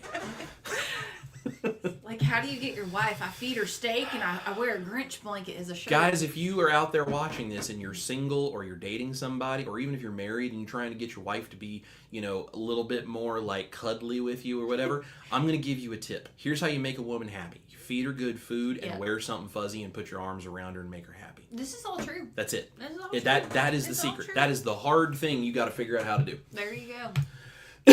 Sherry is here, says I'm late, but this is because y'all get up way too early for this girl. LOL. Good morning, all. I hear you, Sherry. That's all right. We feel it some days too. That's right. And Janelle makes a really good point here. She says, thank you, Patricia Hoffman. Those YouTube people are often guest speakers, so look beyond their channels. Definitely. Yes, absolutely. They'll be on other channels. Sometimes they have their own channels, but sometimes they do stuff like Dr. Barry interviews Dr. Bright, or Steak and Butter Gal collaborates with this person. Like, there's all these different things. You can find all this stuff, but look for those people's names on their own channels or on other channels, and you will find amazing stuff. Also, Dr. Elizabeth Bright's book, for women's hormones, and the link is right there for you guys. Amazing. I have not read it, but I know other people that I trust who have read it say it's amazing, and that's a great resource, I'm sure. It's so amazing. Yeah, she is just so full of knowledge. Yep. Rock and Keto Amy says, I take Lugol's iodine every day because of Dr. Barry. Oh, that's awesome. Absolutely. Us too. Crystal says, I'm also seeing hair loss, not eyebrows. Awesome. So that's probably a sign that maybe there's not a huge issue there. Go do the research, watch Nisha, watch some other women who have information, and maybe there's no reason to be concerned. Yeah. And maybe, like I said, maybe try some of the things we've talked about. Yep. Implement those, and you might see the hair loss go away. Absolutely. Sherry says, I lost all my hair from a bad chemical reaction to hair color and psoriasis meds. That was 20 years ago. Wore wigs and extensions for 15 years. I started low carb, same time, and it all grew back. Oh, that's awesome. What a testament. Amazing. If you guys have a similar story where you started low carb diets and something like that improved your hair or something else, put it in the comments so other people can go watch the chat and they can see the stuff. You guys are the inspiration that changes people. It's not me and my I'm not 500 pounds thing. It is you guys who are going to inspire people to change because you're real people just like they are. Right. And they see someone like me as a YouTuber. Maybe I'm real to them. Maybe I'm not. I don't know. People have different views on that. Yeah. I'm just putting out information. You guys are the fuel that makes the engine run. This is very true. So, because your stuff, your stories, that's what keeps us going too. Auntie says, coffee, my favorite supplement vehicle. Yep. I agree. And the Dr. Bear iodine video was with, I believe that's supposed to be Dr. Brownstein. Yes, I believe right. That's the one. Yeah. Juju says, I'm judging you as fun. Yes. And Lolo loves the shirt. So, see, there we go. Yeah. There we go. There is Mary. Hi from Anchorage. Well, hey, hello, Mary. I bet it's a little colder where you are than it is here. For sure. Let's see. Juju says, I found a pound of venison in my freezer from a neighbor who moved that I forgot about. Well, hey, bonus meats. Bonus meats are a good thing. Gotta love it. Air Frying Auntie says, I've tried to stay close to my proper human diet this last month. Will be so much easier when I can really cook again. Absolutely. I need a restart. You know what? I understand. And this is the thing, guys. This is why it's like, you can't beat yourself up and be hateful with yourself if you can't be perfect. You want to do the best you can every day, of course. It's never an excuse to just, do whatever you want and, well, I couldn't do anything. I'm not saying that.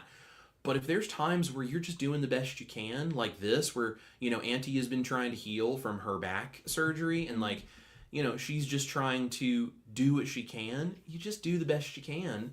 And then as soon as you can get to where you're cooking and you're in control of it again, go back to doing what you got to do. And, don't give up. Yeah. Don't give up on stuff. And certainly don't beat yourself up like you're somehow not worthy because you can't do it perfect.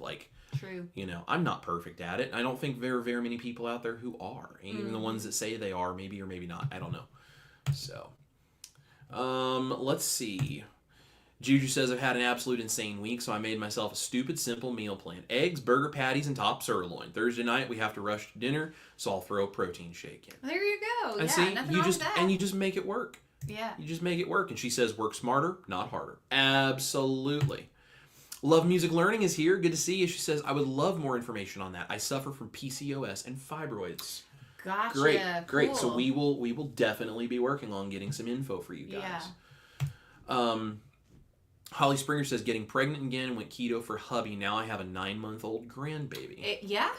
I've heard a lot of people using keto and carnivore, and ketovore has ways to kind of help with fertility and stuff. Absolutely. Yep, absolutely. I believe that was related to her daughter. There's a comment above, so I believe it's her daughter that was getting pregnant again. And she went keto for her hubby and then ended up with a 9. Now, Holly has a 9-month-old grandbaby. That's so awesome. Dr. Barry says this, keto and carnivore, they'll get you pregnant. Be careful. That's awesome. Lynn says, that's why I'm involved in 475 different channels. Haha. I learn different things from each one. I'm all about learning. Plus, I just love all you great people. Aww, Lynn, we love you too. So much. Juju says, never or almost never. Too much money. Get a good food truck. There you go. Yeah, if we were going to do something like that, the food truck would probably be a much easier way to get into it when the time came. Absolutely. Patricia says, please, women's bodies should come with an instruction manual. I totally agree. I agree, and they're all different for each woman, too, so, yeah. Yep. This is a great question. Deborah wants to know if I'm going to do a video on the exercise bands. I do Aquafit every day for 2 hours. Was thinking about buying some. Yes, I'm going to. So here's the deal. Be honest with you guys. I haven't started yet. Mm-hmm. And the reason I haven't started is because I bought them. Mm-hmm. We went to California, and I was going to start when I got back. And in California is when I had my back issues. Yep. And they were real bad. And so I went through KPL and all this kind of stuff. And I was like, I got to make sure my back is good. And then after my back was good, before I was able to start, we got into the holidays and getting caught up with all this stuff. So I have them. I will be starting them. But my timeline got pushed back just a little bit because I need to do research on what kind of exercise band program I want to do. Mm-hmm. And when my back was just all messed up, that was like, this is not the time to try to start this. So I didn't want to make it worse. So, but yes, I absolutely will as soon as I get on that train. So Juju says, what are the Tennessee laws on supper clubs, once a month, an underground restaurant at home? I don't know about that. I know what it is as far as like cottage food laws. That's how we were able to do a bakery out of our home before we moved that into a venue. But I don't know exactly what the supper club laws are. I don't know. We'd have to check it out. Might have to look at it. Yeah. Might have to look at it. Risa says there's a number of deep fry thermometers at Walmart and Target that clip to the pot. Yep, that's another great option. So, Cindy says, "Lol, Chris Cooking Nashville, love you and putting people in their place." There you go. Listen, I'm like, I don't want to be mean to people. Like, I really don't. But it's also like, we don't sit here and let ourselves be the target of mean people either. And it's not about me. My ego doesn't need for me to tell people to shut up. But people in the comment section who don't have the same confidence I do, who are like I used to be, they do need someone to stand up for them. Mm-hmm. Because I needed someone and I didn't have anybody. So, which is why we're here, why we created the community. It's why I do what I do. So you stand up for others when they cannot stand up for themselves. And then when they stand up for themselves, you reach back and you pay that forward. That's right. And we just want you guys to go do the same thing for others. Mm-hmm. Lynn says a restaurant would be wonderful, Chris, but I think you reach more people with your knowledge and talents via the internet. Kind of like Dr. Barry reaching more people now, not a practicing doctor. Yeah, good point. I totally agree. Deanne Harmon is here. I've known Deanne since I was a little kid. Love her. She says, personally, I love the Grinch shirt. I do too. I do too, yeah. I do too. And Janelle says, if you have nothing nice to say nothing at all. Absolutely. Yeah. Amy says, people are so crude. Go away, stupid people.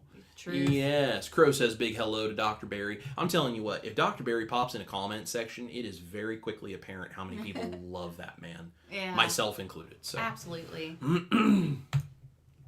Amy says, I wear hot pink and purple leggings and sweats all the time, and I'm sure that this almost 50-year-old grandma doesn't look hot in them, but I wear them because they are comfy. I'm sure you look amazing. Yeah, I mean, you look like a total babe. But I mean, if you're happy and if you're comfortable, like who cares? Like, come on. Right. Love Music Learning says, I love wearing comfy clothes. Who cares how it looks if I'm comfy? I'm comfy. Absolutely. See, I say I'm comfy. I'm comfy. Yeah.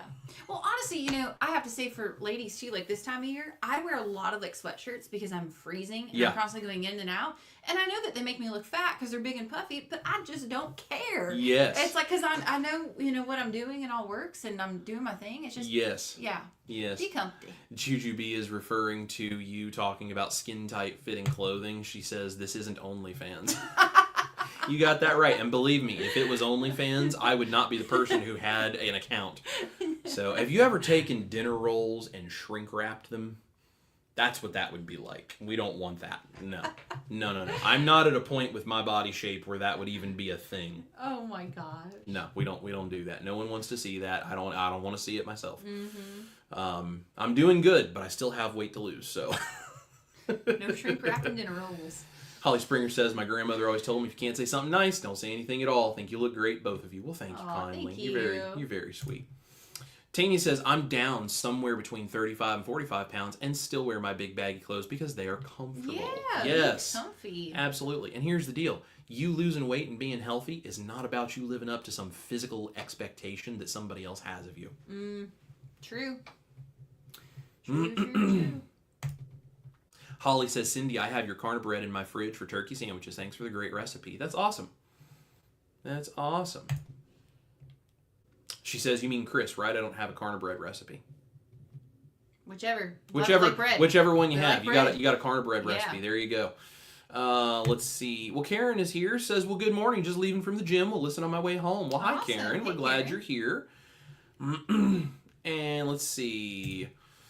Juju says, that recipe sounds so good. Another was talking about veggies on another carnivore stream, and I was called a troll for saying I'm 95% carnivore in winter and closer to 75-80% when my garden is growing. Yeah, it's listen. How dare you eat a vegetable? Yeah, I know. Call the carnivore police. No dogmatic nonsense for me. Same here, Juju. I just, listen. If it works for you, that's all that matters. It's Dr. Berry talks about this.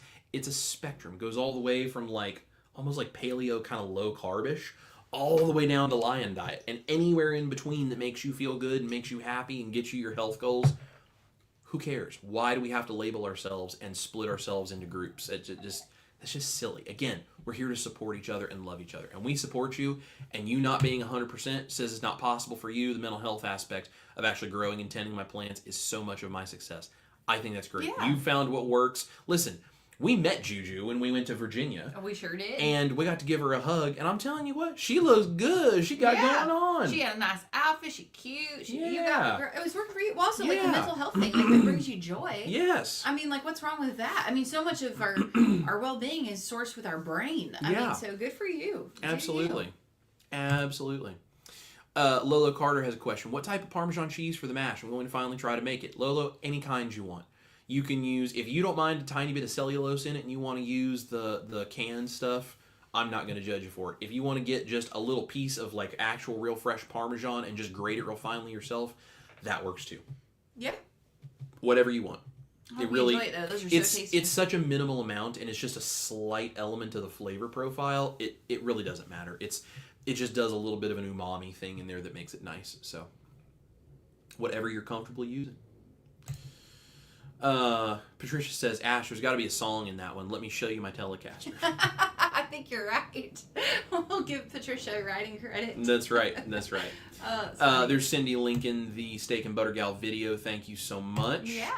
Amy says, I made your mashed potatoes for Thanksgiving. They were amazing. It was a little hard on my Ninja blender, though. Next time I think I need to start with more heavy whipping cream. Any suggestions? So you can start with a little more heavy whipping cream. Also, add the eggs in, half of them.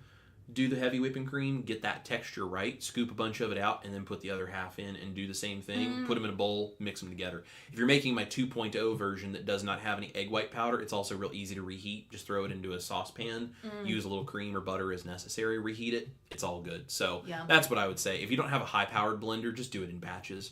Takes a little bit longer, but it's not too bad. Yeah, that way you just don't overwork it. Let's see. Andy says, you tell him, Ash. Listen, I gotta tell you like it is. I'm very blunt, in case y'all haven't noticed. And you know what? Yep. I just saying it like it is. Love Music Learning makes a great point. The relative anonymity on the internet does not mean it's okay to say something you wouldn't say to that person face to face. I agree. I'd never walk up to somebody and look at them and say, your shirt makes you look fat. Well, honestly, I mean, what's the point in that? Right. It makes you look like a dick. And then it makes the other.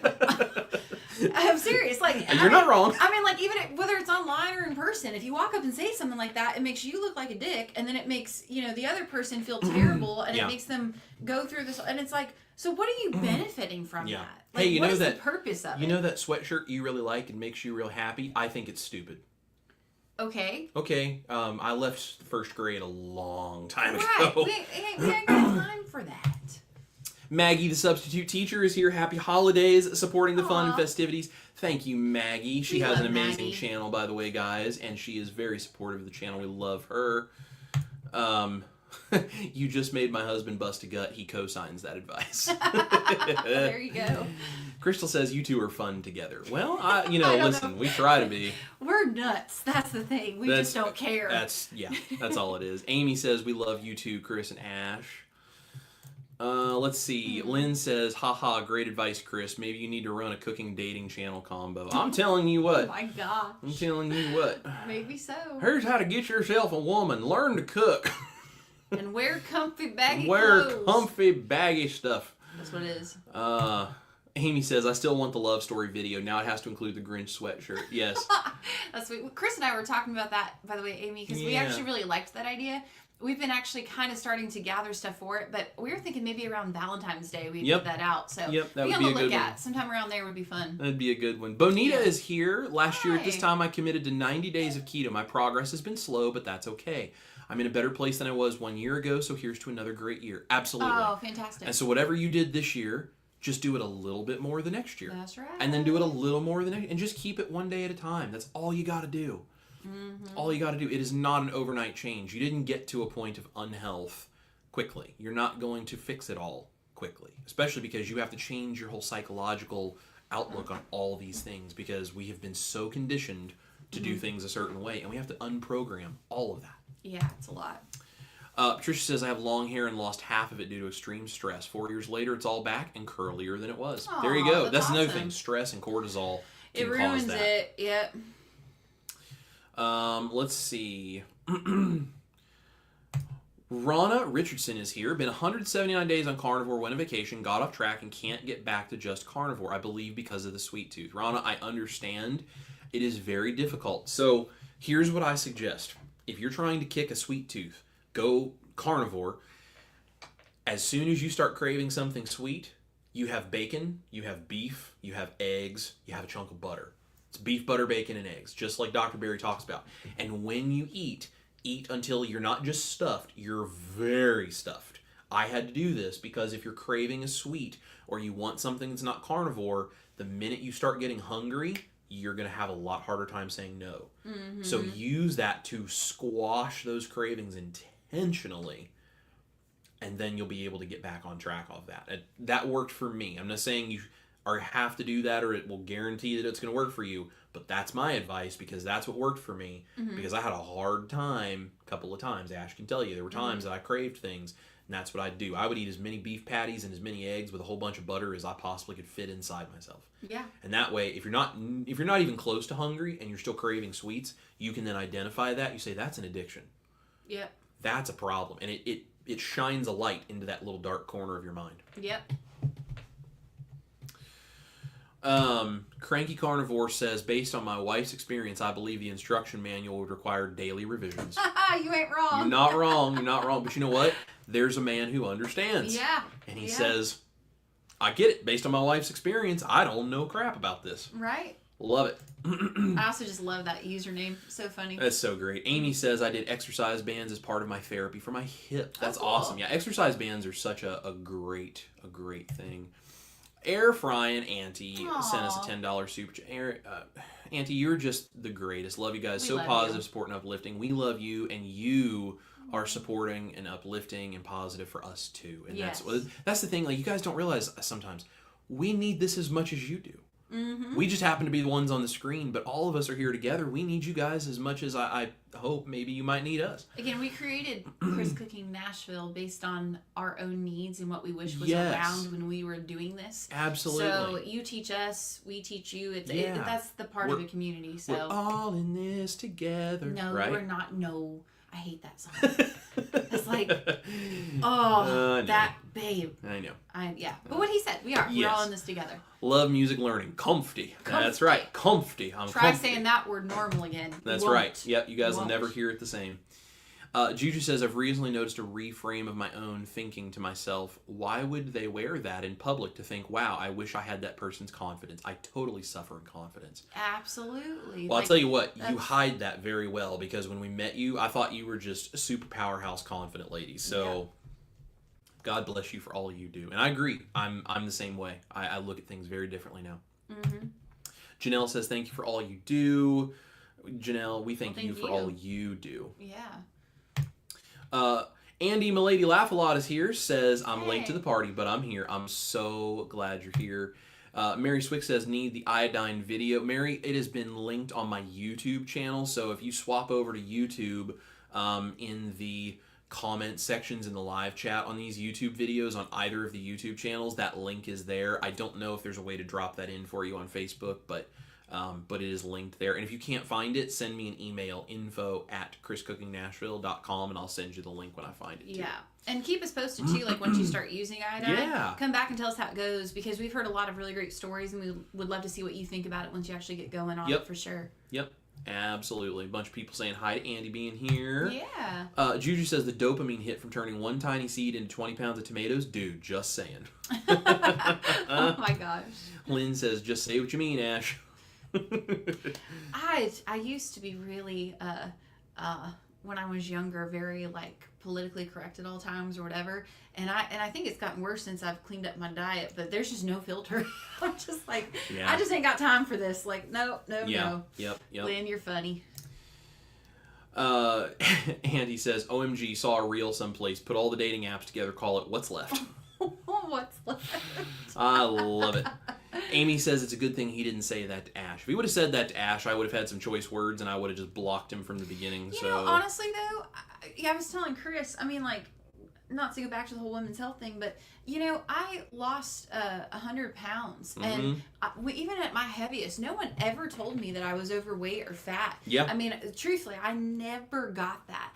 And it's funny because you think with being a musician, like, people are so into your appearance and all that, but people would body shaming and all that in society nowadays is just so frowned upon. Yeah. And it's just, I think there's the whole movement with that. And then when Chris started his YouTube channel, and as I started to be more and more a part of it, that was the first time that I ever got called fat, though, was after I lost 100 pounds. Yeah. And I'm just like, or, people will comment, oh, I don't think she's following the diet. Yep. I think she gained weight. Yep. So what? When you put yourself out there as someone who's trying to improve your life, people who are weak, tiny, little people who have no self-worth in themselves and need to tear everyone else down as a result, decide that, oh, you're improving your life. Well, now I have to figure out how to criticize every last element of it. And a lot of it is honestly people that have their own insecurities, and it's like when you do something like you're losing weight or you're trying to better yourself in any way, shape, or form, a lot of people are going to attack you for that. Yep. And you need to know that, and that's okay. But go into it knowing that, and go into it with the knowledge that it doesn't matter, and lean on the community here, on people like us who are in your corner and helping support you against it. Right. And that's why we do what we do. Right. That's why we do it.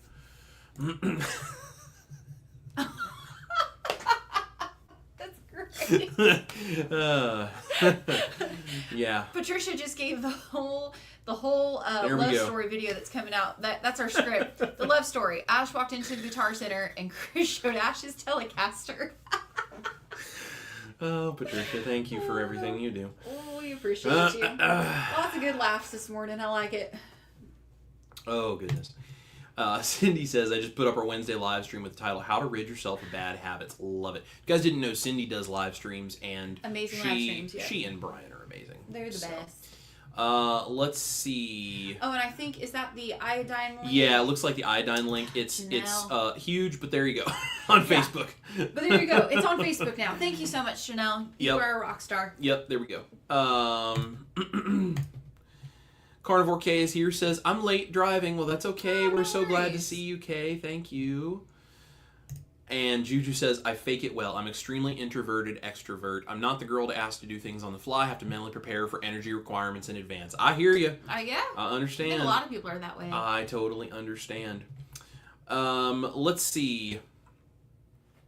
Cool. So there's the bottom of the comment section. So I want to tell you guys, before we just, take up your entire day here, I titled this Desperate for Health, Let Us Help. And the reason I did that is because I was watching a video, and I have linked it in the description box of both of the YouTube channels. I didn't have a way to do it on Facebook. Maybe one of the moderators can. But I linked a video from Ready, Set, Keep. Used to be Ready, Set, Keto. James and Emily. I linked this video because actually I was in the Dustin's live stream yesterday, and Cindy was talking about this, and I had not seen this video, so since she was talking about it, she said James and Emily need some community. And I thought, okay, well, what's going on? Yeah. Why? What's happening? So I went and I watched the video. And I saw two very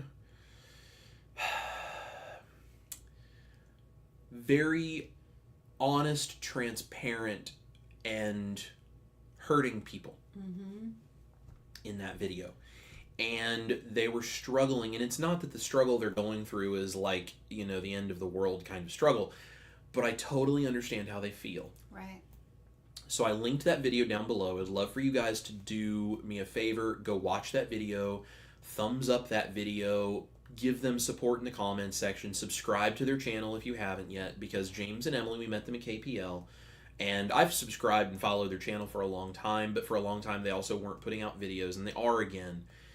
And this video is all about this weight loss challenge that they kind of have given themselves doing keto, and then they were talking about the holidays and struggling staying keto. And it's like these very minimal things they've done, but then they gain weight. Mm-hmm. And, the question James asks in the video is, he's like, what is it I'm doing? What am I not doing that other people are? Or what is it I'm doing that other people aren't? Like, what am I doing wrong, essentially? Like, what is wrong with me is kind of the undertone of what he was saying. And it's at a point where he's literally, like, stopping and walking off camera because he's breaking down. Mm-hmm. Like, he's crying about it. And it's like, and I feel him. I've been there. What is wrong with me? Why can I not do? Why is it other people can do all these things and I just can't? And it's like, why am I worthless compared to others is kind of the undertone of that feeling you're going through in that moment. Yeah. And it broke my heart. Because it's like, I'm sitting on the outside of this watching it happen to him, and I'm like, I've been there. And now for me, I'm at a point with carnivore and all these things, like, I do things, maybe I lose weight, maybe I don't, I'm not too worried about it, I just feel great, and I'm running my channel and doing my thing and living my life. I wasn't always there. There were times I was just beating myself up over this stuff, and I know exactly what he's feeling. And so I saw that, and I was like, okay, first of all, as a community, we need to go support James and Emily, because they're trying very, very hard to be on track and do what they need, and they need support, and they need to know they're not alone.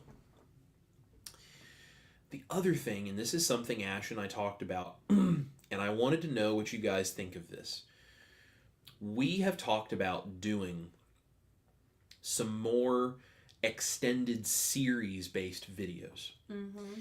And essentially, this would be incorporating things like going out to a restaurant and looking at these foods and eating these foods even, and showing you what happens to me as someone who is eating a carnivore diet. What happens if I go out and have a cheat meal? Like, I'm talking like I'm going to get like a keto mojo, and I'm going to test my blood sugar, and I'm going to test my ketones, and I'm going to see what happens. And then I'm going to be real open, honest, and raw about what it feels like for me to be carnivore and then randomly go out and eat these things I used to eat.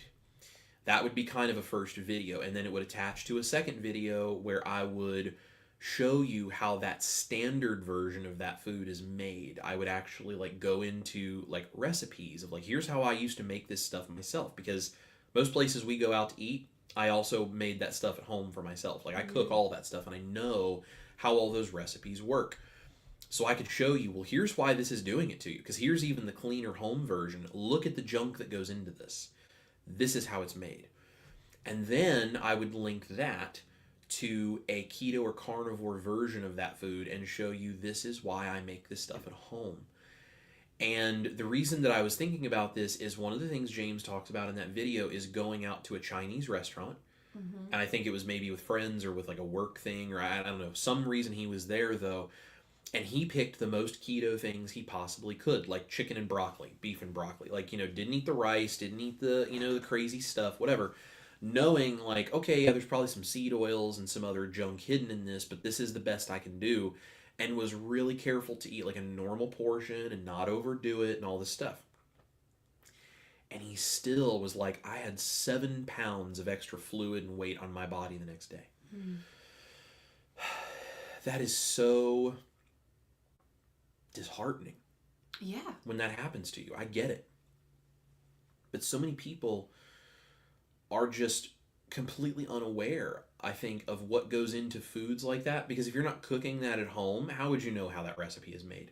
Mm-hmm. Like, it's taken me years of research to learn how all these recipes work, because that's a passion of mine. Right. And now that I'm keto, carnivore, doing that whole thing with my cooking, I have so many different things I'm intentionally trying to do to replicate those foods without using the junk ingredients that make them what they are. So, would you guys find this interesting if I did series of these things? And the reason I want to do that is because I'm looking at something like James struggling, and I'm like, he needs information. He needs support of community, and he needs to know he's not alone. So we do this in a way where we are supporting the community. We are giving you information. We are teaching you the things that I know about this. And here's the deal. I have my food addiction, carb addiction issues so well under control at this point. And I'm not trying to brag. I'm just saying, like, I've done the work to try to get that so under control. I'm not afraid to go out and eat something, and I'm not going to overdo it, but eat something I know is not good for me and show you what actually happens to my body and explain to you what actually happens. Because I've told Ash, I've had a few cheat meals, and when I do eat something I'm not supposed to eat, and because it's like, okay, this is a recreational drug, I'm choosing to use it, when I eat that, I sit there and I can feel my blood sugar go up. I can feel my body get hot. I can feel myself become lightheaded. I start getting sleepy. I start getting these weird experiences. I'll show you guys exactly what I go through. I will explain it in detail. I will go through all of that. And then the very next day, go right back to being a strict carnivore and tell you what my experience is like for the next week as I go back to feeling better again. Because I can tell you it takes me anywhere from 3 to 5 days to get to where I feel normal again. I will do that, and I will show you guys what this is like for me, because I think there are people out there, and it's not that James needs this. Like, I mean, he and Emily are doing great. They really are, and they're putting so much pressure on themselves trying to live up to what they're doing online for all of us. And that's why I want you to go and support them and tell them they're not alone and that you are proud of their progress, because even if you don't see it on the scale, they are making progress and they need support as they're doing it. So please go do that. But I saw that, and it made me realize there are people out there who need help and support. And they need to see someone else going through this to understand, well, that's the way I feel. That's what's happening to me. Like, I think that's a really important thing. I wish I would have had access to something like that. So would you guys like to see these kinds of series? I'd love to know. And I think something too, if I can, add on, is these series would not be something that we would do, continuously or regular, but we're thinking maybe a couple a year or something like that. Yeah, maybe. I mean, the fastest I would even be able to do these kinds of things is one cheat meal a month. Because, I mean, it would be like if I did a cheat meal, well, that would be a whole video. And then I wouldn't have another video until a week later. And then I wouldn't have another video until a week later. I mean, we're talking like, if I was, and I'm not even doing these regularly, like every single week. I'm talking about if I was to do a series of this would be like the maximum I could crank out would be one meal a month going out to these things. And honestly, this is not like hey, I'm going to go to a Chinese buffet and I'm going to binge on everything I want. No. That's not what I'm talking about. I'm talking about going out on a very controlled basis, doing this and actually showing you guys what happens. Because here's the deal. I'm not worried about that. That one small meal of something is not going to, like, irreparably harm me. Yeah. That's not. I don't eat and live that way anymore. I also don't live in fear of the food that used to control my life, because it doesn't anymore. So I'm not worried about that. That would be like, I mean, the maximum of these I could do would be 12 a year. That's the maximum. I'm thinking just once every couple of months, and like you said, it's kind of like a controlled science experiment, truthfully. Yeah. But we were talking about, and when you watch that video, James is like, he's like, I don't understand what I did. Yeah. And Chris is, being the foodie weird guy that he is. I mean, the way his brain works, how he comes up with these recipes, his brain automatically went to, well, this is how it's prepared. Right. So I can explain to you where most people maybe don't know, like all of the hidden carbs and starches and MSG and all that was in that food. Yep. And so it's kind of like what we say, knowledge is power. Yep. So I think the thing was, Chris, again, would really just be having one cheat meal controlled and checking his ketones, but also what a great way to show people that are on a standard American diet who would look at this meal and go, well, that must be fairly healthy, right? It's broccoli and it's chicken and it's whatever. Right. And it's like, well, let's use, the Keto Mojo. Let's check all these different things. Yep. And it's like, let us show you what that does to the human body. Yep. Because I guarantee you, no one on a standard American diet probably even knows. Yep. And they probably think it's totally normal to feel like crap. And they just go, oh, I ate too much. And it's like, it's a whole thing where we're hoping to maybe educate people that are on a standard American diet. Yep. To kind of show maybe what this food actually does to your body and why you may want to switch over. And then the rest of it is honestly education and it's science. Yep. It's showing you how those foods are prepared in a restaurant. How is this? And then the series would end with Chris showing you how he would make a keto and or carnivore version of it. So that way you can enjoy the same food. Yes. But then show it how the keto carnivore version, how your body reacts to that versus what our standard American diet friends eat. Right. And just a video series, almost like a TV show though, that would just show the knowledge, and the power and just the facts of what it actually does to your body. Absolutely. I also think I'm seeing in the comments people, saying like, don't hurt yourself and don't cause problems and all this. And I appreciate the concern. I really do. But I want you guys to also understand the reason that I'm even considering doing something like this is you need to realize where I come from. I used to eat this stuff, not one small controlled meal once a month. I used to eat this stuff 3 times binge-worthy size meals every single day of my life, plus the snacks and the junk in between. So what my body has been through is so night and day different than what I'm even talking about doing. And it would take, very intentional self-control, but there's a reason for this. There are so many people out there that are doing this to themselves every single day. Multiple times a day.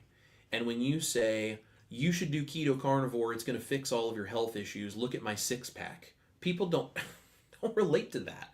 It's not that they may not think that's cool, and maybe it inspires them, but that doesn't relate to what that person is going through, right?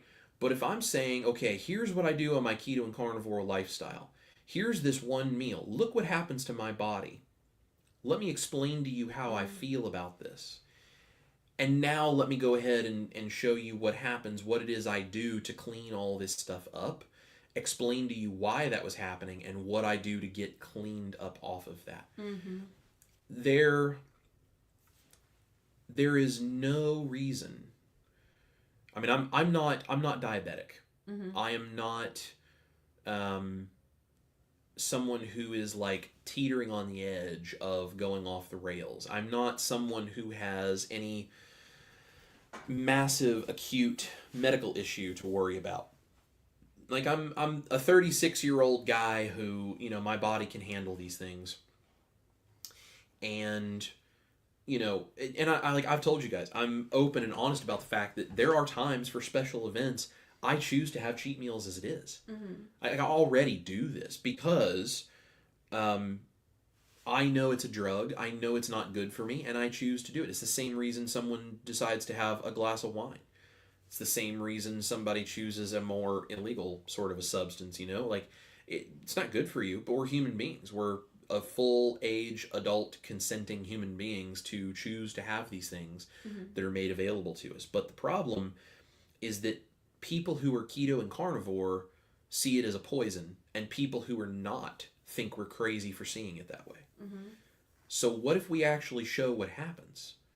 What if we actually bridge the gap between people who think we're nuts and people who think it's nuts that I would ever consider even doing this? Because somehow you have to get from point A to point B. You cannot help people if you circle the wagons and everybody stays in their little group, right? I'm trying to reach all of the people in the world that think keto and carnivore is crazy, and I'm trying to give them recipes that are tools.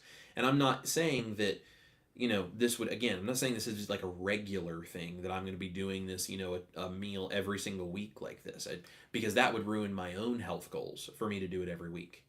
That would not be a good thing. But if I did it once a month, I can handle that. That's not a problem. That doesn't even concern me because it's not a big deal. Also, how many people are saying things like, hey, I just went through Thanksgiving and now I can't get back on track. Yeah. They're doing the exact same thing. So, the only difference between me and them is mine's a whole lot more public, and I'm showing how you get back on track. You know, I mean, there's even Dr. Berry and Nisha have talked about how, you know, like Dr. Berry has keto sweets when it's like a holiday. Or Nisha has talked about, like, for her birthday, she had a glass of wine. I think it was Yeah. wine, or, you know, a cocktail of some kind or something like that. Like, even people like that do this kind of stuff. I'm not saying that you use that as a way to lean into it. And that's another thing that you guys have to realize. When I'm saying I'm going to do this, if you're interested in this, this is not an excuse for me to go eat all the carbs I want. This is not an excuse to have any of the junk I used to have. It is not an excuse to go off the rails. And if I feel like there's an addiction coming back up, I will stop and be like, no, we can't do this. I also think accountability is a big part of all of this, clearly. Yep. So I think that this idea would help a lot of people. And I actually think that Chris, again, going through the beginning with him and going through all of this, I think that Chris is totally at a point where he can totally have something like this and, you know, use the glucose monitor, get the information, and then go right back on track and do it. Because I've seen him do it. And it's like, you know what? This actually, though, I think would help people. So I'm on board, but I totally understand. Like, I think it's my job as his wife and as his business partner to make sure that he is not going off the rails and that he's, you know, doing the right things and all of that. But I think where all this is coming from, though, is go watch that video and look at James. Yep. And it's like, go watch that man cry because of what he's going through. Right. And I think we all can relate to that feeling of feeling like a total failure. Like, what am I doing wrong? Yeah. What is this? And it's like, it's not that you're doing anything wrong. It's, you know, it could be a lot of things. But Chris's brain, I think Chris has the ability to explain things, how things are prepared, and what goes actually into the process of making these foods that we think are healthy, that we love, that would cause you to gain weight, even if it's just water weight, or be inflamed. Right. And I think knowledge is power. Also, it's great that we know that when you go and eat something like that, that it, you know, does these things to your body. But what about our standard American diet friends? And how can you make the argument where, you know, they say, oh, you know, I, you know, that doesn't seem to bother me and I'm fine. It's like, well, you guys don't really know what your body naturally should feel like, you know? You're kind of just living in a fog. So I definitely think that keeping Chris accountable is not an issue. And like I said, I think this would be like a once a month or maybe like a quarterly video series, but literally like we want to do like a TV show. Yeah. So I think this is what maybe this comes down to a little bit for me. You know, there are people that say, oh, well, this study shows that this happens when you have this. And what's one of the arguments that you always hear? Well, yeah, but that was done in rats. Right. I've never seen any actual proof of this. Like, you have people on one side of an argument saying all of these things. You have people on another side of an argument saying all these things. And that's great. And this, I'm not a medical study. Like, I mean, this is a completely anecdotal sort of a thing where it's one person. But it's like, this is hey, I'm going to go have this thing that people say, I tried to stay as keto as I possibly could. Why did this happen to me? I go have it. I show you what happens in my body. And then say, okay, and here's why that's happening. Right? Because I can tell you all day long, well, this is in that, and it's causing this, and it's causing that. Right. Well, but you don't understand that blah, blah, blah. That stuff doesn't do that to you. Like, that's the opposite argument you're going to hear from people who do eat that stuff. There's all this information out there where it's like, oh, it's all about calories. It doesn't matter what you eat. It's calories in, calories out. It's all these different things, right? There's so much noise out there. Unless I can show you from the beginning to the end of a series of videos where it's like, eat the junk, here's what happens to me, here's how I clean it up, and here's how I make a keto carnivore version of it, and now you understand the whole process of why I create my recipes and why I do what I do. How else would I make that clear of an argument from the beginning to the end? Because the noise that gets introduced in all of the dark places and all of the empty spots that don't get covered in every argument, that's what creates all of the problems for people who are thinking about keto or carnivore and then hear, oh, it's a bad idea, and then they go down all these rabbit holes. That's where all of that is. It's all of the loose ends that are not tied up. I agree. I also think, I know for myself, when we were starting to do keto and carnivore and whatnot, there were certain foods that I never realized were high in carbohydrates or high in whatever. And would you tell, because you tell it way better than I do, remember when we went to Chipotle when we were on keto? Absolutely. Could you maybe tell that story? And then I have a point with it. Yeah. We went to Chipotle. And, you know, they have, this was when we were keto. I was not carnivore yet. We went to Chipotle when we were doing keto. And they have like these cauliflower bowls that are meant to be low carb. Yes. And so we got these cauliflower bowls, and God bless my wife for choking down the cauliflower rice. You guys want to know why I do my carnivore rice recipe, why I developed that? It's because I couldn't do the cauliflower rice. But we were trying, we got these cauliflower rice bowls.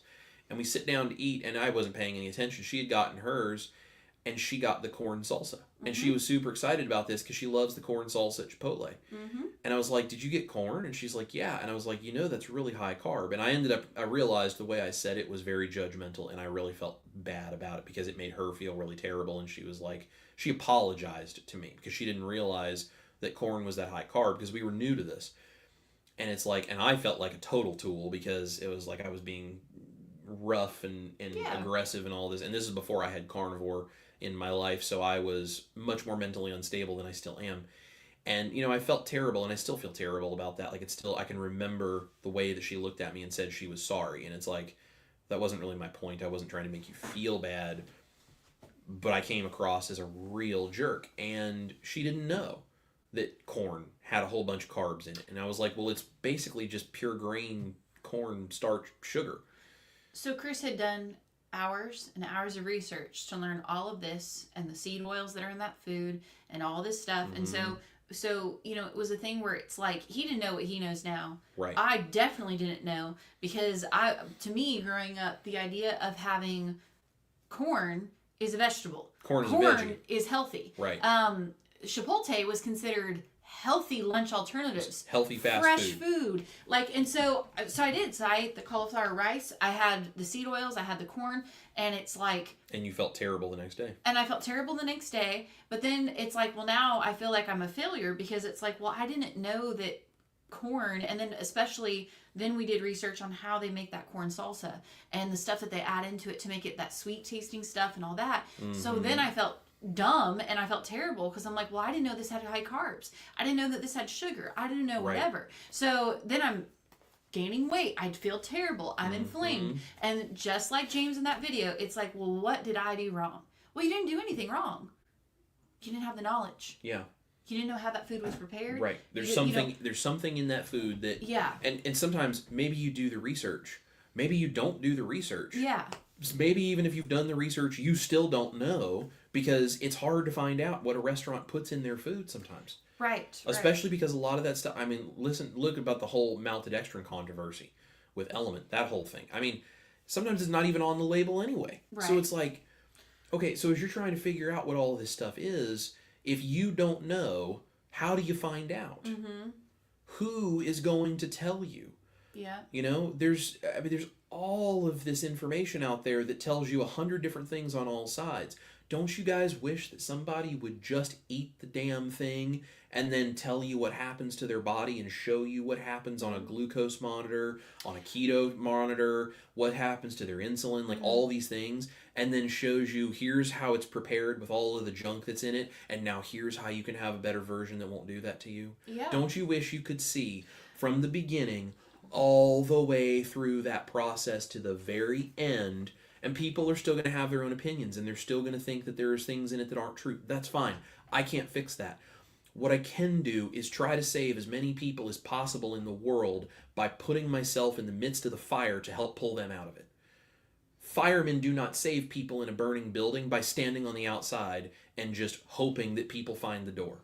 They walk in and they try to help people, and in the process, some of them get burned and some of them don't make it out. Yeah. That's what it means to sacrifice to try to save people. And when I started this channel, I said I want to inspire people, and if it helps save one person's life, that's great. Now I have ended up with a huge channel with a calling to help save as many people in the world as possible, and I see this. I saw James going through that, and it's not that James needs me to do this. He has a huge community that's ready to support him, and he and Emily are doing great, and that's why I want you guys to go tell them they're doing great and just encourage them. It's not about him specifically. It's about all of the people that his thought process represents. There are so many people that need help. And how am I going to help them if I stand on the outside of the burning building they don't even know they're in, spraying water from a safe distance saying, come join me? Yeah. And there's not that I can't do that from time to time, and it's not that you can't. There are people who are already doing that. People like Dr. Barry are a great example. People don't need me to tell them keto is great and to give them information on medical stuff. Dr. Barry already does a great job of that. Nisha does a great job of that. Dr. Baker does a great job of that. There are so many people online that are already doing that. I don't want to go do the same thing everybody else is already doing, but just not do it as well. That would be a lame excuse of I want to help people sort of a thing based on what my skill set is. My skill set is that I can do that. I can have the self-discipline to have a single meal like that and go right back to what I'm doing because I've done it. That's the other thing. I've told you guys, I've had cheat meals. I've already done this. Like for anyone who's worried that it's like, oh, I don't want you to hurt yourself. You don't have to be worried about me hurting myself. I've already done this and I'm good. And I would not let him hurt himself. And like Right. I said, if he knows, when he gets out of line, She'll put me in my place. I got this boy. I'm knocking back. But yeah, please continue. Yeah. But my skill set is to go out and do this. This is a way that I can do something that I have never seen anyone in the keto and carnivore world do in the same way I'm trying to do it. Sometimes you got to throw yourself in front of the train to get the person who's on the tracks that's stuck there before it hits them. And sometimes you have enough time to throw them off before you have to take it. Yeah. Yeah. And I'm not saying that I'm going to do this to a point where it's just going to completely derail my health at the expense of my health to try to save others. That's not what I'm talking about.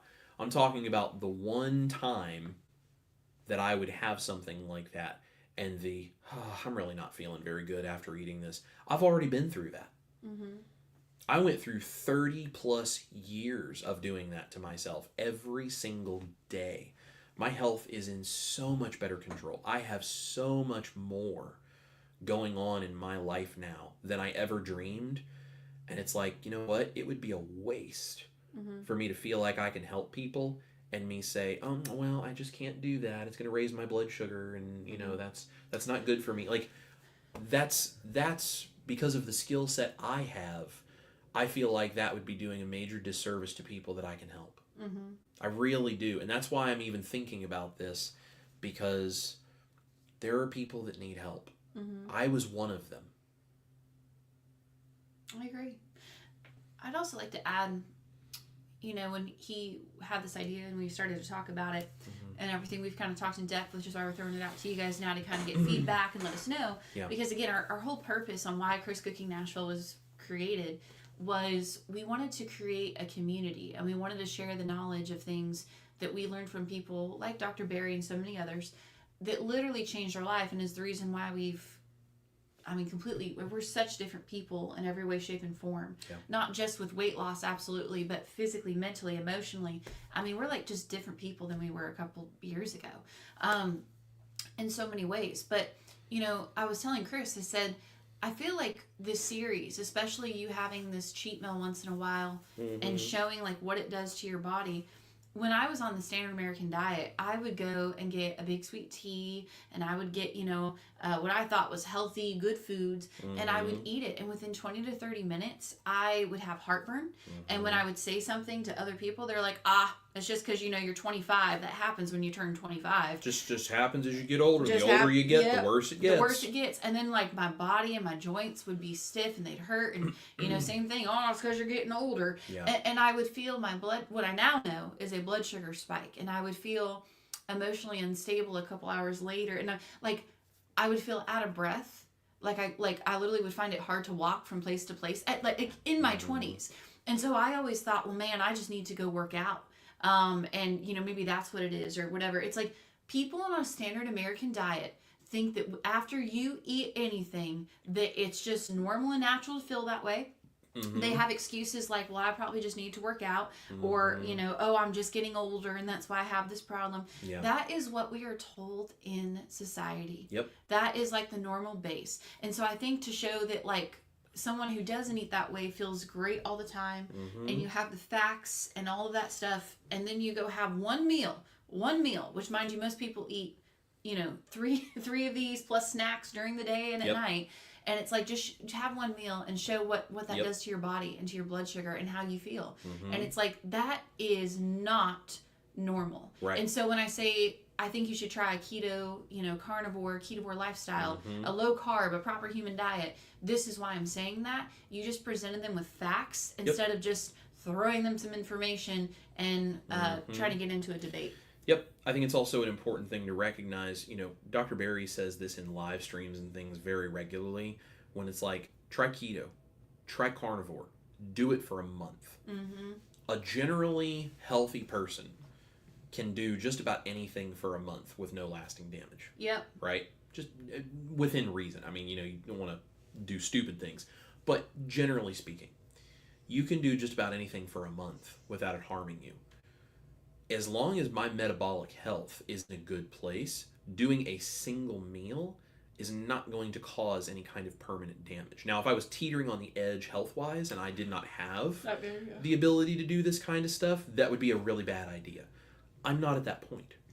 I have really good metabolic health overall, still have some weight to lose, but I'm doing really well, and this is something I can do. Mm-hmm. I can do this for people. I can help people without it being detrimental to my own journey. And I think that's one of the other things too. I'm always talking about how keto and carnivore are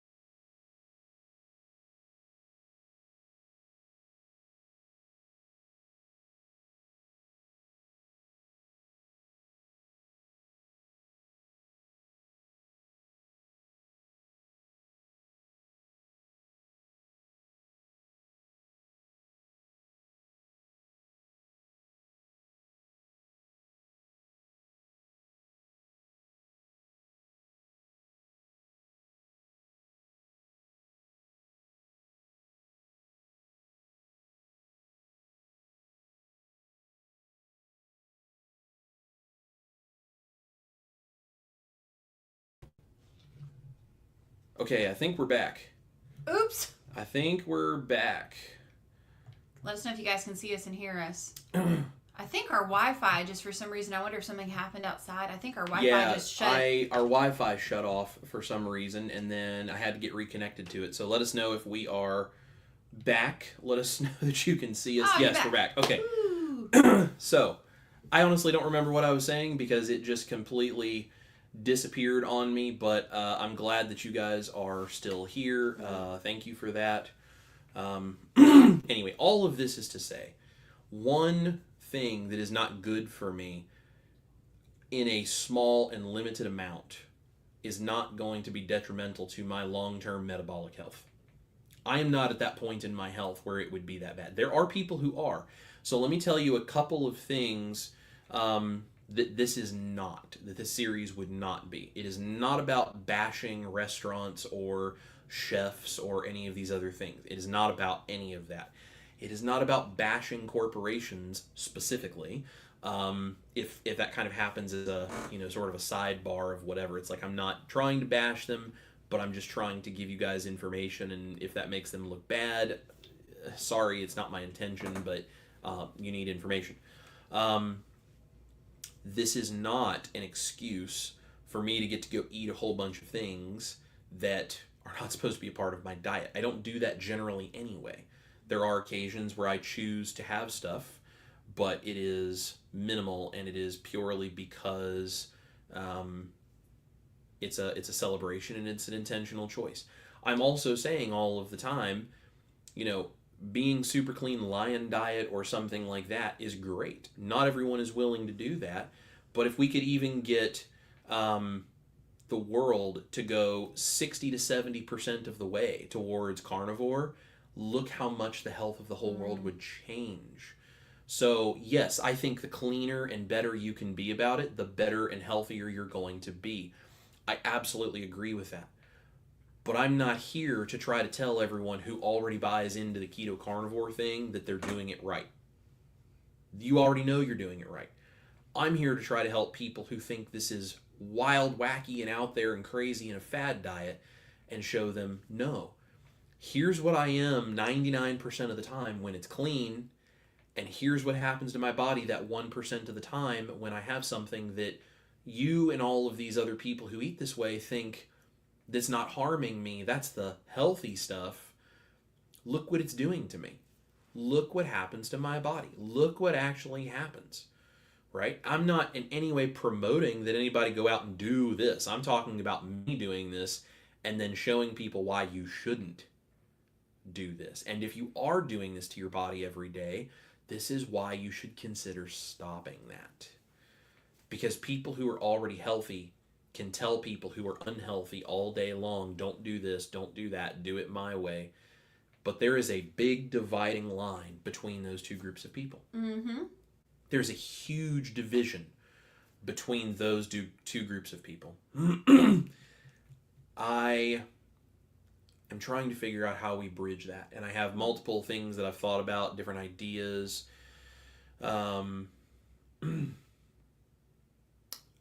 I just, you know, this seems like something that I can do that would help people. And that's why we've talked about this. And, you know, truthfully, if I had come up with this idea and then Ash was like, this is a terrible idea, what's wrong with you? I probably would not do it. But when I said this to her, she was like, as long as you think that that's something you can control and, you know, you're not like going overboard on what you're having, she's like, that kind of actually seems like something people need to see. And something people could really benefit from. We certainly could have. Yeah. We really needed this kind of information. Yeah. And it really didn't exist. So, I think it kind of goes back to, you know, I've heard, you know, where it's like Jesus kind of talks about he didn't basically come for the healthy, he came for the sick. And, you know, there's nothing wrong with being here and supporting everyone who already knows about it. I mean, clearly that's really great for our community. And, you know, I mean, just, we learn from you guys, we learn from us, and it's such a, we love you guys. Like, we love our community. You guys are seriously some of the greatest, and we want to help you guys growing in your health journey, but also how many billions of people are there out in the world that have no idea that this is a thing, you know, and it's like they are struggling, and we're watching the world around us just kind of have to deal with stuff, and it's like, you know, I think that's kind of why we're just trying to, you know, help those that really don't know about this and kind of explain more of that to them. So yeah, that's kind of why we're going out on the ledge. Let's see. Let me get caught up in where the comments were because everything jumped, unfortunately. Yeah, that was so weird. The only time our Wi-Fi does something like that, I wonder if someone maybe hit something outside, like a car accident or something. Hopefully everyone's okay. Yeah, just every now and then. That was really weird. Yeah, every now and then living in the city, weird things happen. Yeah. So.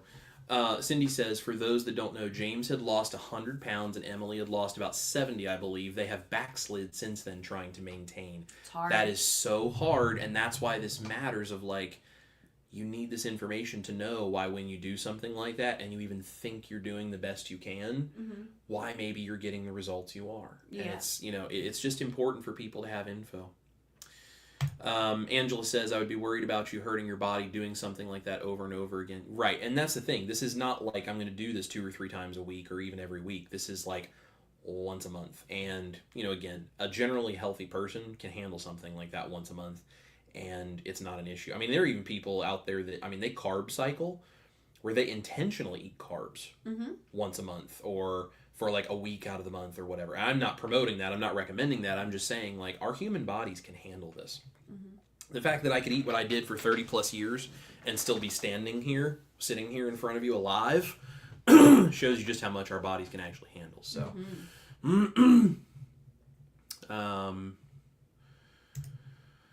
I would hate for you to have issues from it, but it sounds like a good series. Yeah, and that's the thing. It would be doing it very intentionally so that I don't have issues. Also, it would be kind of an interesting thing of seeing, okay, so what happens if you do this? Like, do you have issues? And if issues develop, then you got to stop. Like, right. And if that was the case, maybe that would be a really good example of like, this is why you can't do this. Right. I don't know.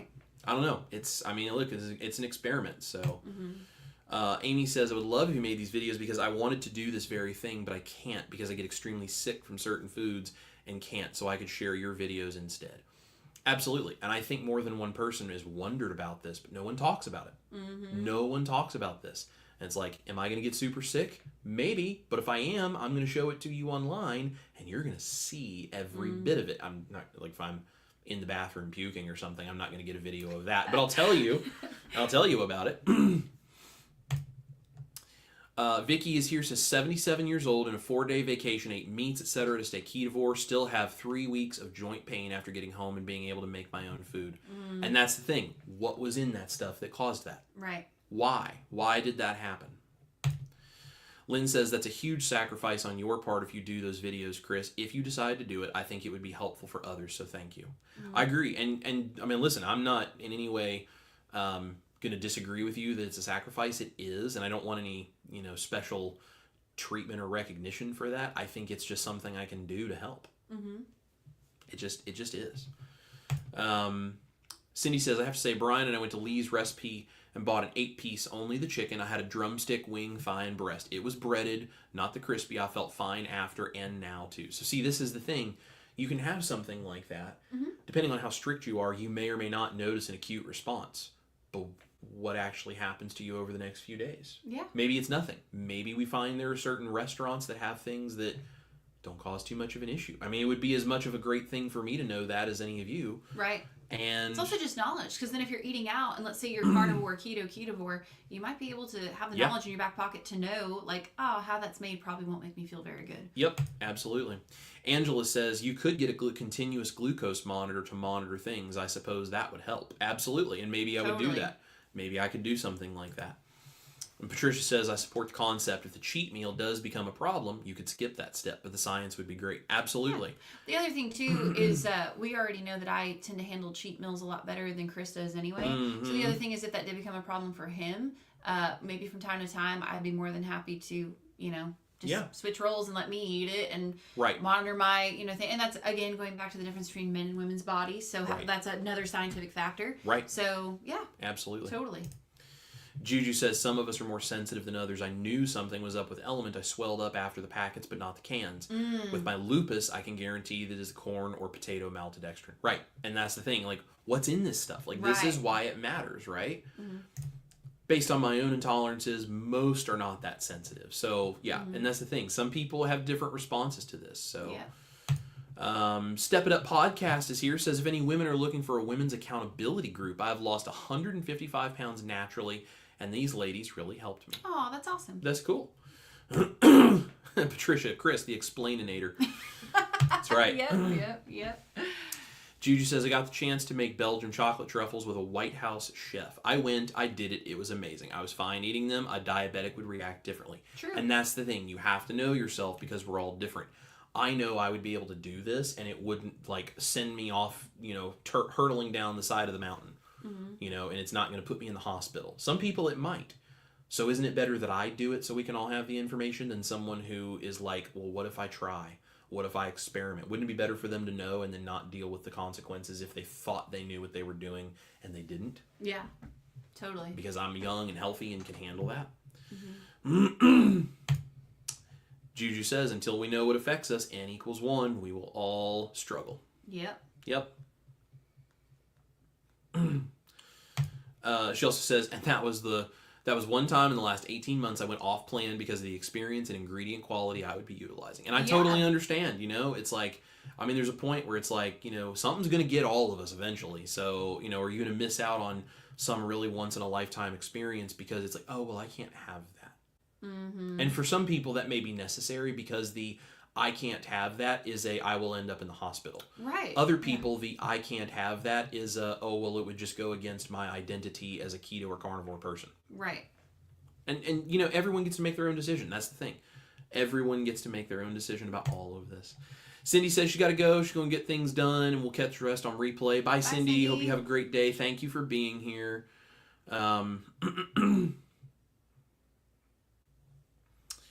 Let's see. I don't know who Juju was talking to. He meant to be educational, but came off judgmental, but he meant love. I don't know who was judgmental, but it's all love here. It's all love here. All love. She says the current system is rigged against us. Right, and True. That's the thing. We have to expose that stuff. How do you expose it? Whistleblowers usually get threats. Yeah.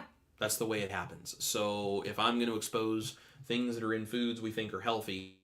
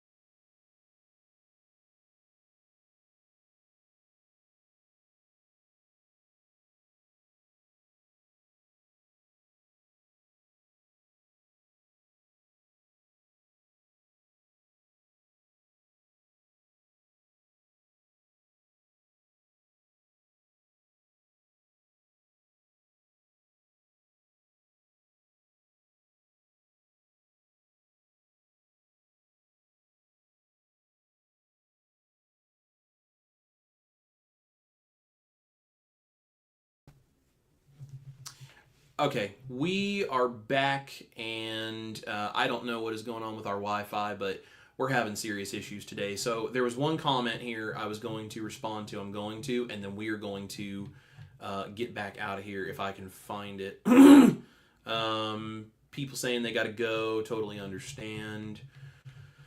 Yeah, this one right here. Cranky Carnivore Cutler. I'd be concerned the complete cheat meal would have too many different elements that may have negative effects so that you can't know which caused them.